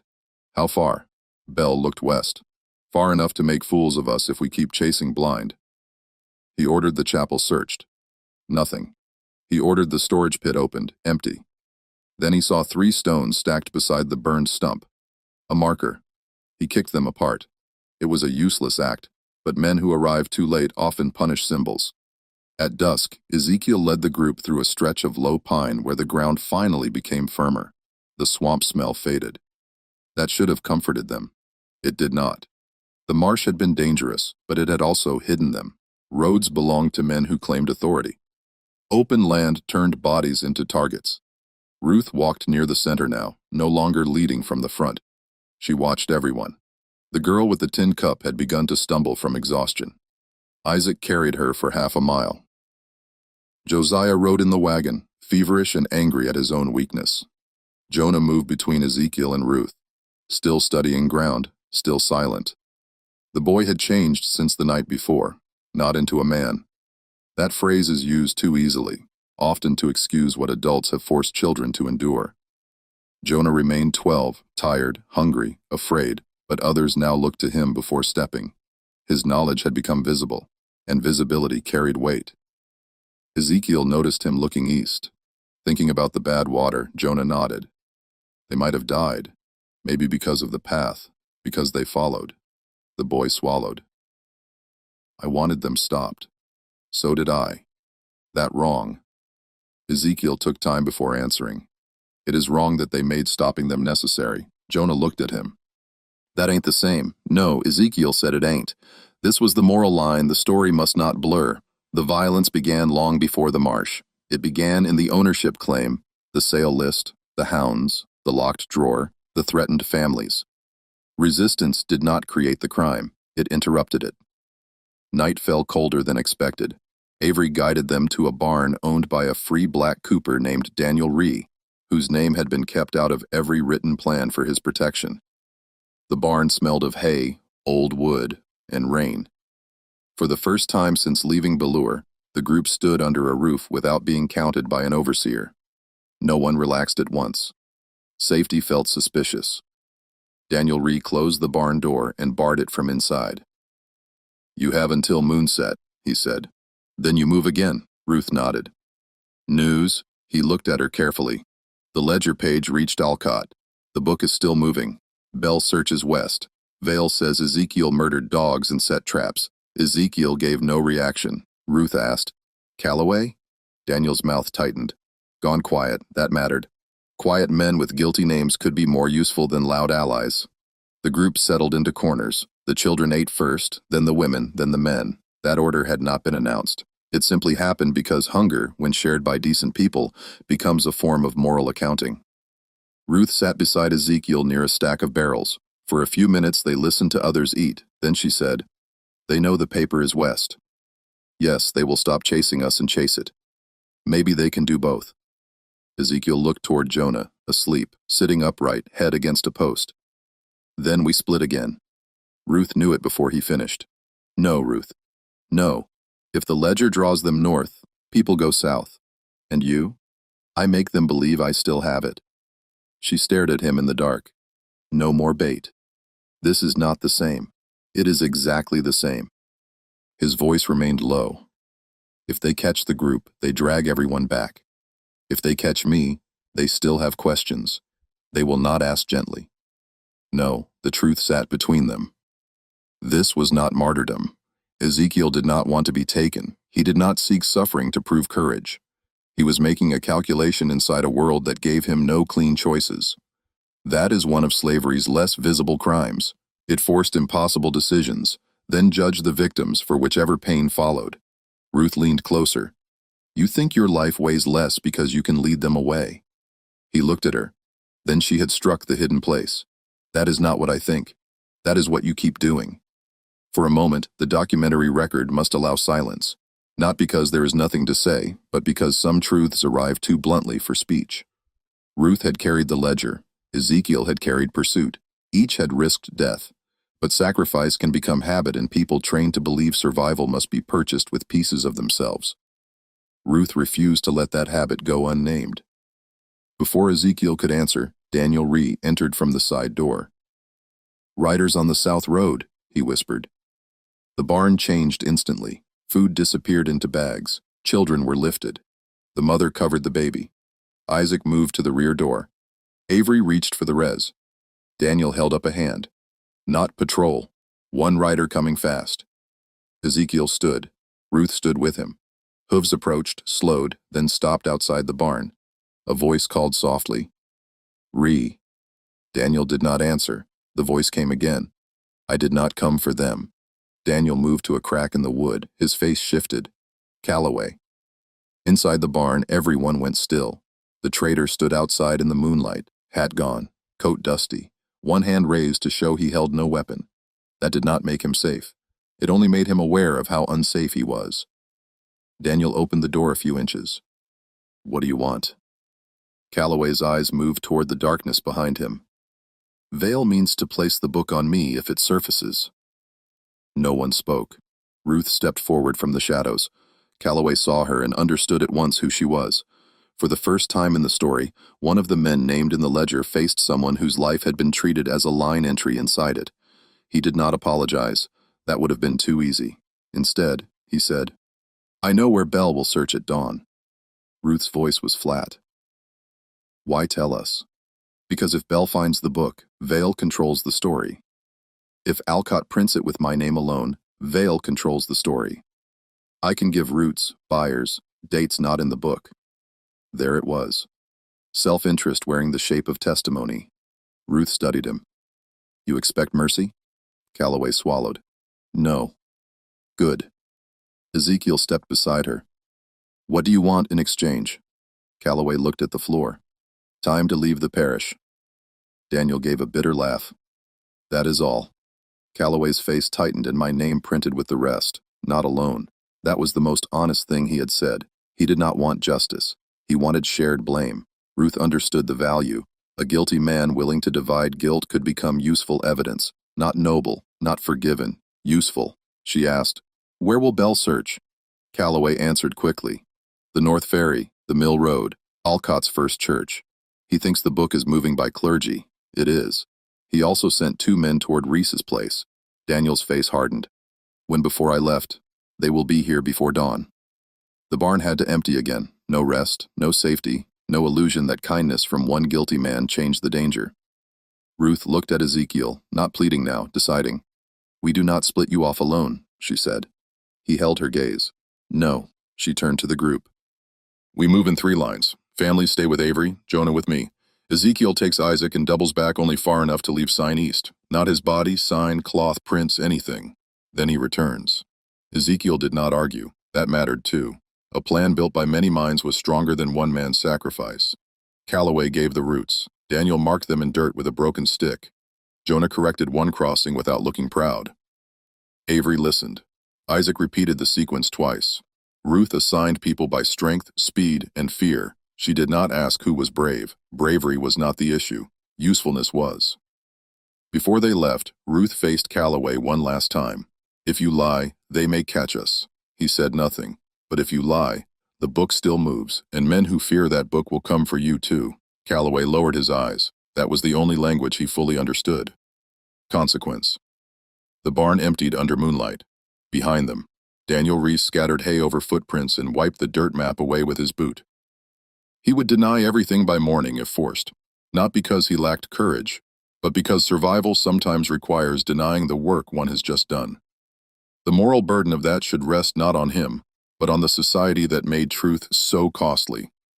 The fugitives moved again. No singing, no speeches, no triumphant music for an audience eager to feel uplifted before the danger had passed.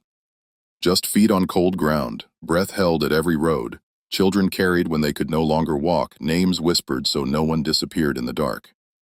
East of them, Augustus Vale prepared his own version of events. By candlelight, he wrote a statement accusing Ezekiel Freeman of theft, violence, conspiracy, and destruction of property.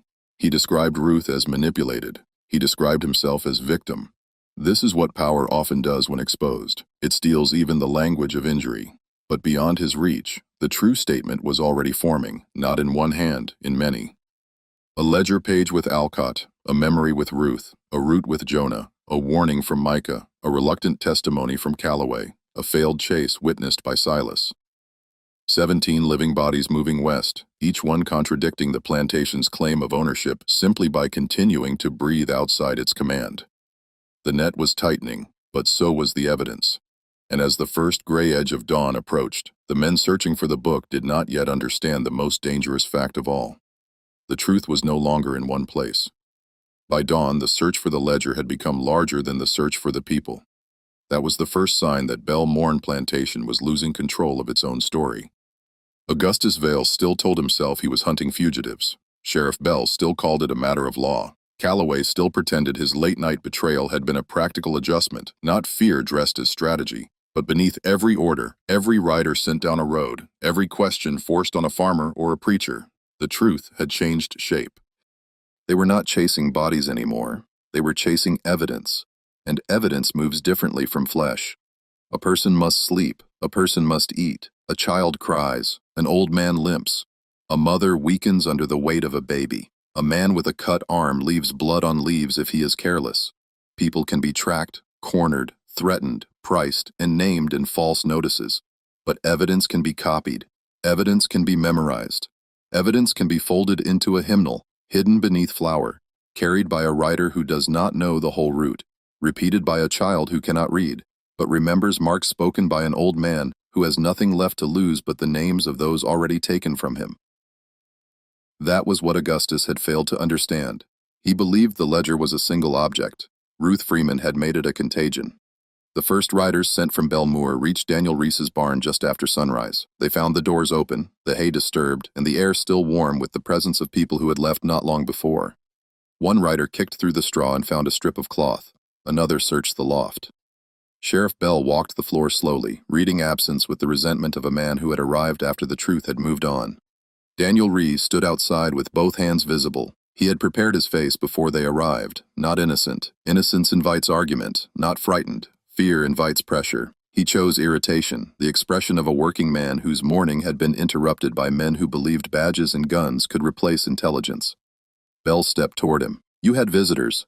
Daniel looked at the barn. I have barrels. You had runaways. I had rain coming through the roof. Bell struck him across the face. Daniel staggered, then steadied himself. He did not raise a hand. That restraint should not be mistaken for submission. It was calculation. The law in that yard had already chosen its side. Any gesture could become a charge. Bell leaned close. Where did they go? Daniel wiped blood from his mouth. Who? The second blow came harder. The riders watched. This is how systems recruit ordinary men into cruelty. They ask them not merely to obey, but to witness without objection. Each silent witness becomes slightly implicated. Each implicated man becomes easier to control. By the end, no one has to believe in the violence. They only have to stand near it and do nothing. Bell searched Daniel's face and found no route there. So, he turned to the ground. Hoof marks, wheel tracks, too many directions. Someone had dragged brush behind the wagon for 20 yards before lifting it. Someone else had walked backward near the creek bed. The fugitives had left sign east and gone south, then split again. The confusion was not perfect, but it was enough to cost time, and time was now the only wealth Ruth's people possessed. South of the barn, Ezekiel Freeman moved through pine shadow with Isaac and two younger men. Their task was not to escape fastest. It was to create noise in the wrong direction. They tore cloth on branches. They pressed false prints into wet soil. Ezekiel cut his own bandage and tied a blood-marked strip to a low bush near an eastern trail, then circled back over stones. Isaac watched him. You keep leaving pieces of yourself behind. Ezekiel did not stop. Better cloth than bodies. That ain't what I mean. Ezekiel looked at him. Then Isaac's face was drawn from exhaustion, but his eyes were clear. Ruth is right, Isaac said. You keep making yourself the road. For a moment, the only sound was wind in the pine needles. Ezekiel turned back to the trail, then make sure the road leads somewhere. The answer was not denial. It was the language of a man who had lived too long under conditions where personal survival and collective survival were made to compete. That was another crime rarely written down, forcing people to measure their own lives against the chance of saving others, then calling the cost courage. Isaac said nothing more. He followed. Farther south, Ruth led the main group along a shallow creek where water erased footprints almost as quickly as they formed. Jonah walked ahead carrying Daniel Reese's broken stick. He no longer looked like a boy merely helping adults. He looked like someone bearing a kind of knowledge that had become too visible to ignore. That visibility frightened Ruth. A child seen as useful by friends could become a target for enemies. The system that dismissed Jonah yesterday might mark him dangerous tomorrow. Intelligence in a black child was tolerated only when it served labor. When it served freedom, it became a threat. Jonah stopped near a bend. Not the creek anymore. Ruth crouched beside him. Why? He pointed to a line of foam caught against reeds. Water's moving wrong. There's a drop ahead. Rocks. Wagon can't pass. Wagon can't. Avery, still driving the mule, looked over his shoulder. There's no other way. Jonah pointed east of the bank. Old pig path. Avery stared at the brush. I don't see a path. You're not supposed to. Ruth stood. We take it. No one argued. That was new. The night before, some had followed Jonah because Ruth ordered it. Now they followed because he had been right too many times. The boys stepped into the brush and found a narrow passage half covered by vines. The wagon could not enter fully, so they unloaded the weakest first. Josiah leaned on Isaac's cousin when he returned from the false trail. The mother carried the baby. The girl with the tin cup walked with one hand on Ruth's skirt. The mule had to be led without the wagon for a stretch. Avery resisted leaving it. "That wagon is cover." "It is also a sign," Ruth said. He looked back at the creek. She was right. Wheels told stories, sometimes too clearly. They stripped what they could carry: watercloth, a small sack of cornmeal, 2 blankets, a tin cup, a dull knife, 1 lantern without oil, and a coil of rope. Everything else stayed beneath the trees. Avery removed the mule's harness and slapped the animal lightly toward the creek road. "Where will it go?" Jonah asked. "Somewhere men will follow."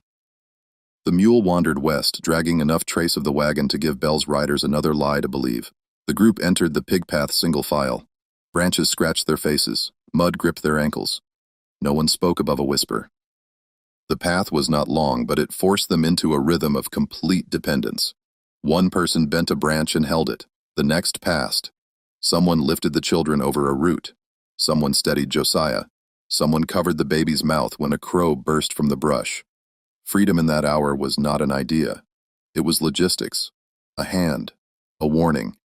A lifted foot. A swallowed cough. A decision not to leave the slowest person behind. By mid-morning, Sheriff Bell found the abandoned wagon. He smiled too soon. Men who want easy answers often confuse discovery with progress. The wagon sat near the creek road, one wheel sunk slightly in soft ground, hay scattered, cloth hanging from the rear board. The mule tracks continued west.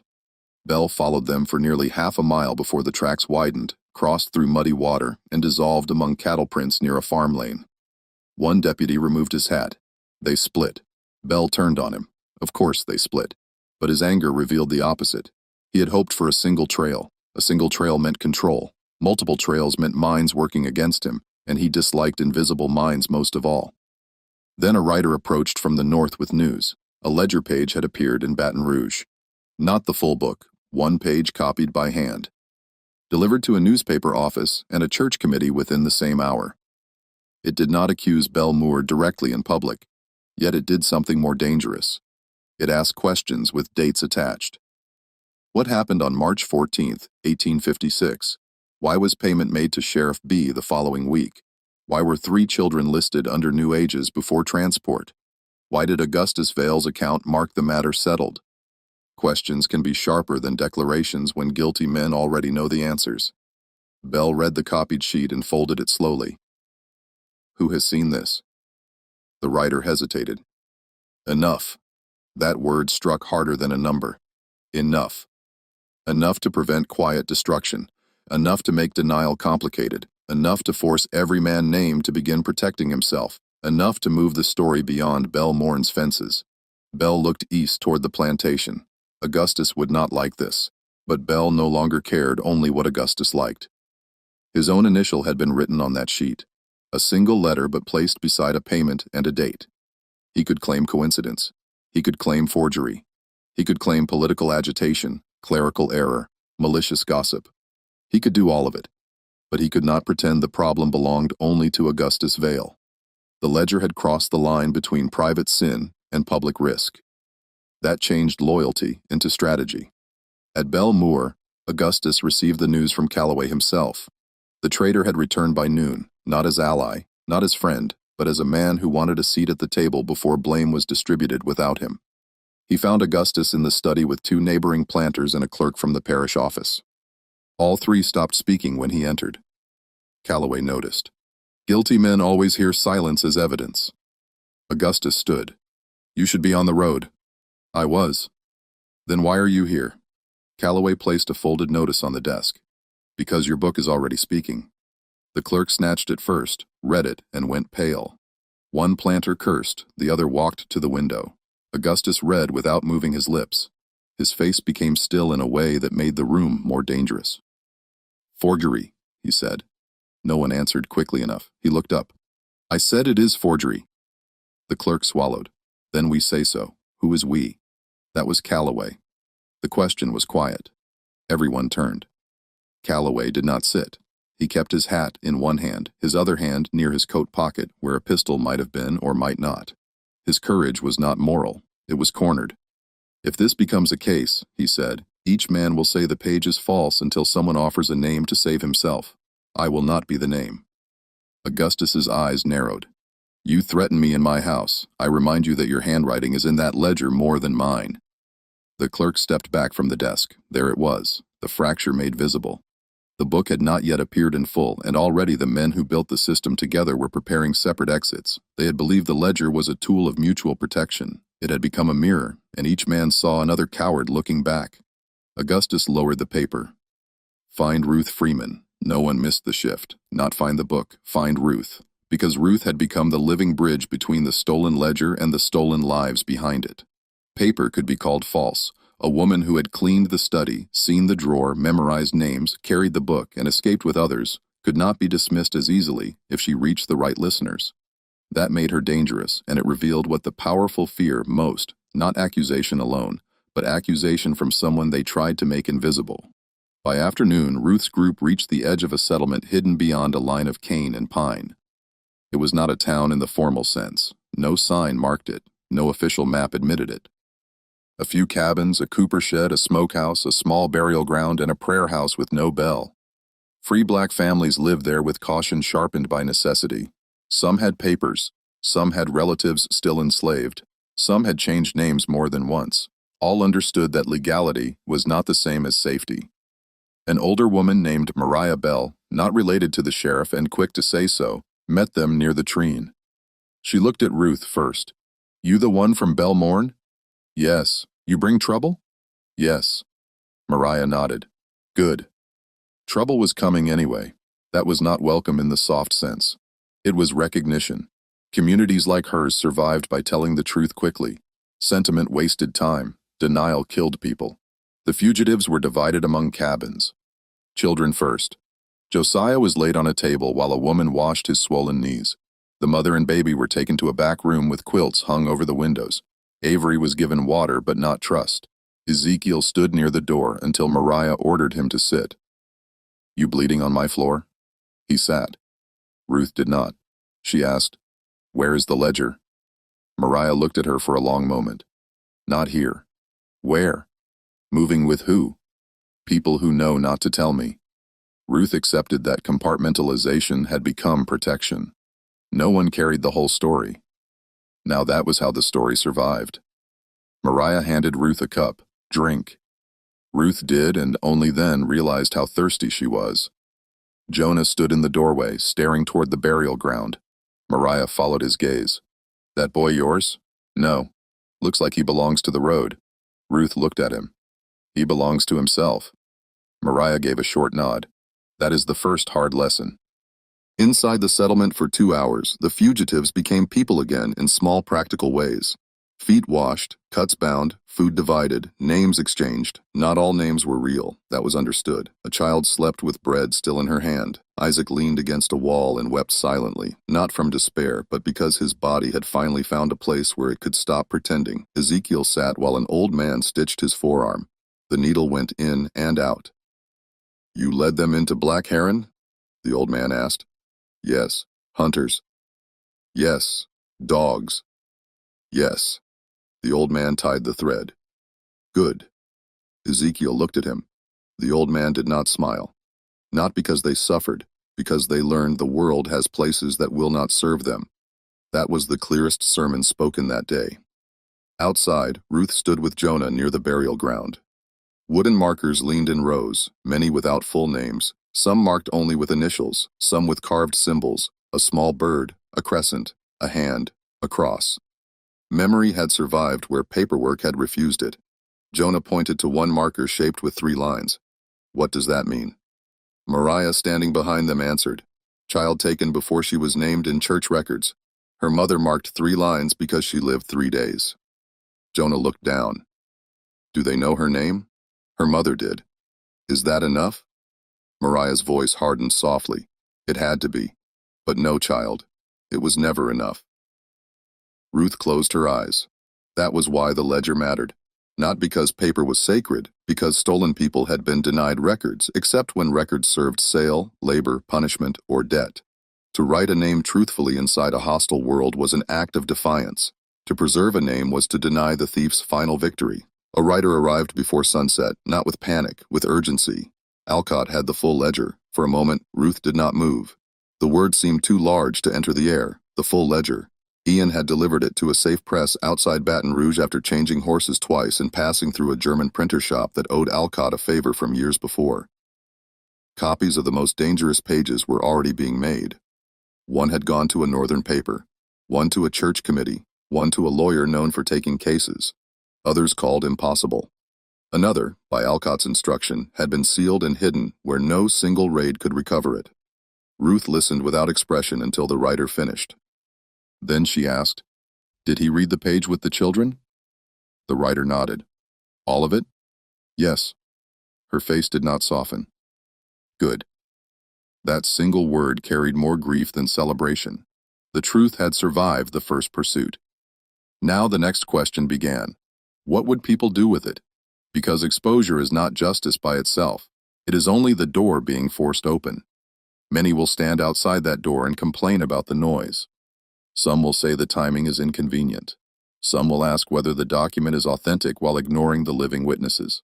Some will demand calm from the injured and patience from the hunted. Some will pity the guilty for losing reputation before they pity the victims for losing families. The narrator must say plainly, such reactions are not neutrality. They are protection for the powerful. At Bell Morn, the powerful were already protecting themselves. By evening, Sheriff Bell returned with riders, but no fugitives. Augustus met him in the yard. "You failed." Bell dismounted slowly. "You lost them before I was called. You let them pass. You kept a book with my mark in it." The yard went still. The remaining workers heard the words. So did Calloway. So did the clerk. So did two riders who would repeat it later for their own reasons. Augustus stepped closer. "Careful." Bell's hand moved near his pistol. "No, you be careful. If I fall, I do not fall alone." That was the collapse beginning. Not noble confession, not justice yet. Mutual threat, the guilty turning on one another because the hidden record had made silence expensive. Calloway stood near the porch, watching the planter and sheriff measure betrayal in the open air. He looked older than he had the day before. The clerk whispered, "What do we do?" No one answered. For years, Belmore had survived because everyone knew his role. Master, trader, sheriff, clerk, hunter, overseer, worker, servant, child. Each role enforced by law, money, violence, and habit. Now the roles were shifting. The sheriff was exposed. The trader was frightened. The clerk was implicated. The master was vulnerable. The servant had become witness. The guide had become strategist. The child had become mapmaker. And the people marked for sale had become a moving testimony that no record could fully control. That night, Ruth finally slept for 1 hour. Not deeply, not safely, but under a roof where no overseer opened the door. 1 hour was an act of recovery. When she woke, Ezekiel was sitting beside the wall, awake. "You didn't sleep," she said. "No, because of writers." "Because of tomorrow," she sat up. "What happens tomorrow?" "They decide whether to print names." Ruth looked toward the dark window. "They have to. They may fear the backlash. Then they are not allies." Ezekiel did not disagree. Ruth stood and wrapped a shawl around her shoulders. "I will speak if they need a witness." He looked at her. "That puts you in sight." "I have been in sight all my life. They just refuse to see me." There was no arguing with that. By morning, 2 men from Alcott's circle arrived at the settlement. One was the lawyer. The other was a printer with ink under his nails and fear behind his eyes. They asked Ruth to recount the theft of the ledger, the drawer, the key, the entries she remembered, the sale list for Sunrise, the names of those missing, and the route out. They asked carefully at first, then too carefully. Ruth noticed. "You want the truth softened." The lawyer paused. "We want it believed." By whom? People with power to act. And what do those people prefer? That I was confused, that I misunderstood numbers, that I took a book I could not read. The printer looked down. Ruth leaned forward. "I cleaned that study for 6 years. I saw who came in. I saw who left with envelopes. I saw the ledger opened after traders visited. I saw the mark beside children's names.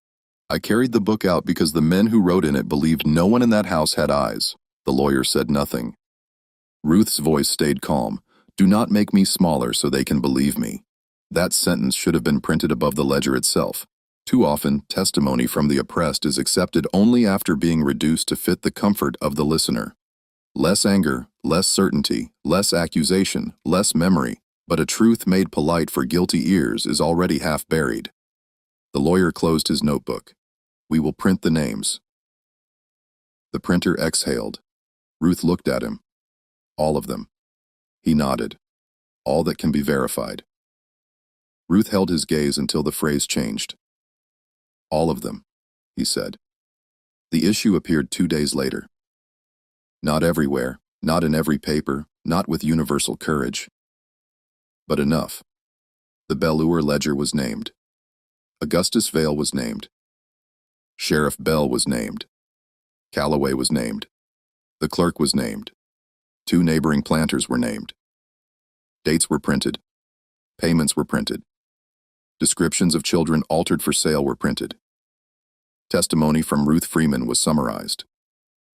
Statements from unnamed witnesses were included. The failed marsh pursuit was reported not as legend, but as a fact of the escape. Armed men and hounds drawn away from the plantation, while witnesses and records left by another route. The story moved faster than writers.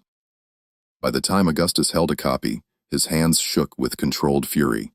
He stood in the study where the ledger had once been hidden and read his own name in public ink. The room did not protect him anymore. The desk did not protect him. The drawer was just wood. The house was just a house. He threw the paper into the fire. That act accomplished nothing. Another copy had already crossed the river. Another sat in a church.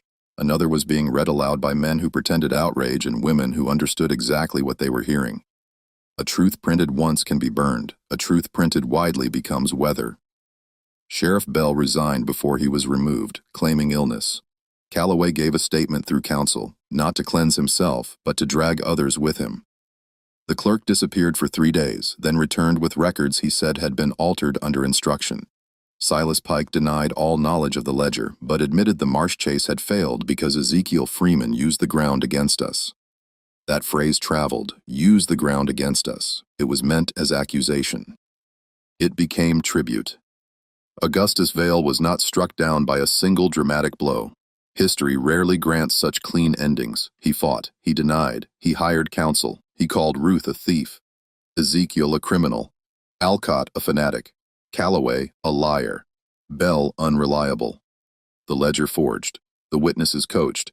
He did what exposed power always does. He attacked the mirror, but the mirror had multiplied. Belleure never returned to what it had been. Buyers hesitated. Creditors grew cautious. Partners distanced themselves. The traders' network fractured under suspicion. Families who had feared speaking began sending names quietly to Alcott's circle. Not all were saved. Not all cases were heard. Not all guilty men paid the cost they owed. That must be said. A true story does not pretend one ledger destroyed an entire system overnight, but it did destroy the silence around one plantation, and silence had been one of the system's strongest walls. Months later, in a settlement farther north, Jonah stood beside a rough table where a map had been drawn in charcoal. Not a formal map with property lines and owner names, a living map, creek beds, safe barns, hostile crossings, roads to avoid, churches that could be trusted only after dark, marsh paths marked not with measurements but with signs. White reeds, split cypress, 3 stones, bad water, firm root. Ezekiel watched him correct a line. Path bends here, Jonah said. The adult beside him frowned. Look straight from the road, Jonah tapped the charcoal. Road lies. No one laughed. They had learned. Ruth sat near the door reading slowly from a printed copy of the article. She had begun learning letters from the very words that had once been used to record other people's suffering. That fact carries its own indictment. A world that denied her reading had still depended on her accuracy. A world that called her property had still been forced to answer her testimony. Ezekiel stepped outside before sunset. The land there was not Black Heron Marsh. The air smelled different. The trees stood farther apart. But when wind moved through the grass, he still heard water under reeds. He still heard hounds. He still heard his own voice carried across the channel. "You passed it an hour ago." People repeated that line later as if it were the whole victory. It was not. The victory was not only that hunters entered the wrong ground. The victory was that Ruth carried the ledger, that Jonah found the path, that Isaac questioned sacrifice, that Daniel opened a barn and then denied it with blood on his mouth, that Mariah Bell took fugitives in and called trouble by its proper name, that a frightened printer printed anyway, that witnesses who had been treated as objects became a record no master could fully erase. The marsh mattered because it reversed the chase. The ledger mattered because it reversed the accusation. But the people mattered most because they reversed the lie. The lie said they were voiceless. They spoke. The lie said they were helpless. They planned. The lie said they were property. They remembered their names and carried them beyond the fence. And that is why Belur feared them, not because they vanished, because they returned as testimony. Years later, some would turn the story into a legend about one man and a swamp. They would speak of Ezekiel Freeman as if he alone defeated the Hounds. They would say he knew secret paths, that he made dogs lose their minds, that he stepped on water where others sank. Those versions were easier to tell. They were also incomplete. Ezekiel himself rejected them. When asked how he escaped, he did not begin with the marsh. He began with Ruth. When asked how the hunters lost the trail, he did not begin with himself. He named Jonah. When asked why Augustus fell, he did not say because one man ran. He said because many people stopped helping the lie stand upright. That is the part worth remembering. A system built on bondage does not survive by force alone. It survives by records, habits, silence, false language, paid cooperation, and the daily training of people to look away. To oppose it, one must do more than flee. One must expose, preserve, testify, carry one another, refuse the story written by the oppressor. The deep marsh was never merely a hiding place. It was the place where the hunters discovered they were not the only ones who knew how to use pursuit. It was the place where dominance became disorientation. It was the place where men who believed themselves masters met ground that did not recognize them. But the final lesson did not belong to the mud. It belonged to the people who crossed it. They understood that survival is not passive. It is a discipline. It is memory under threat. It is strategy born in places where open resistance is punished. It is the courage to move when staying means being divided, sold, silenced, or erased. At the edge of that history stands a boy with a charcoal map, a woman with a printed testimony, and a man who once led hounds into water so others could carry truth to dry ground. The hunters thought the marsh swallowed the trail. They were wrong. The marsh preserved it. And if this story has held you to the end, do not leave it as a tale of one impossible escape. Remember what it exposes. Cruelty can command dogs, roads, courts, and ledgers for a time, but it cannot command every memory, every witness, every hidden path, or every person it tried to make invisible. Subscribe and stay with these stories because buried history does not rise by accident. It rises when we keep listening, keep naming the guilty, and refuse to let silence do the work of the oppressor.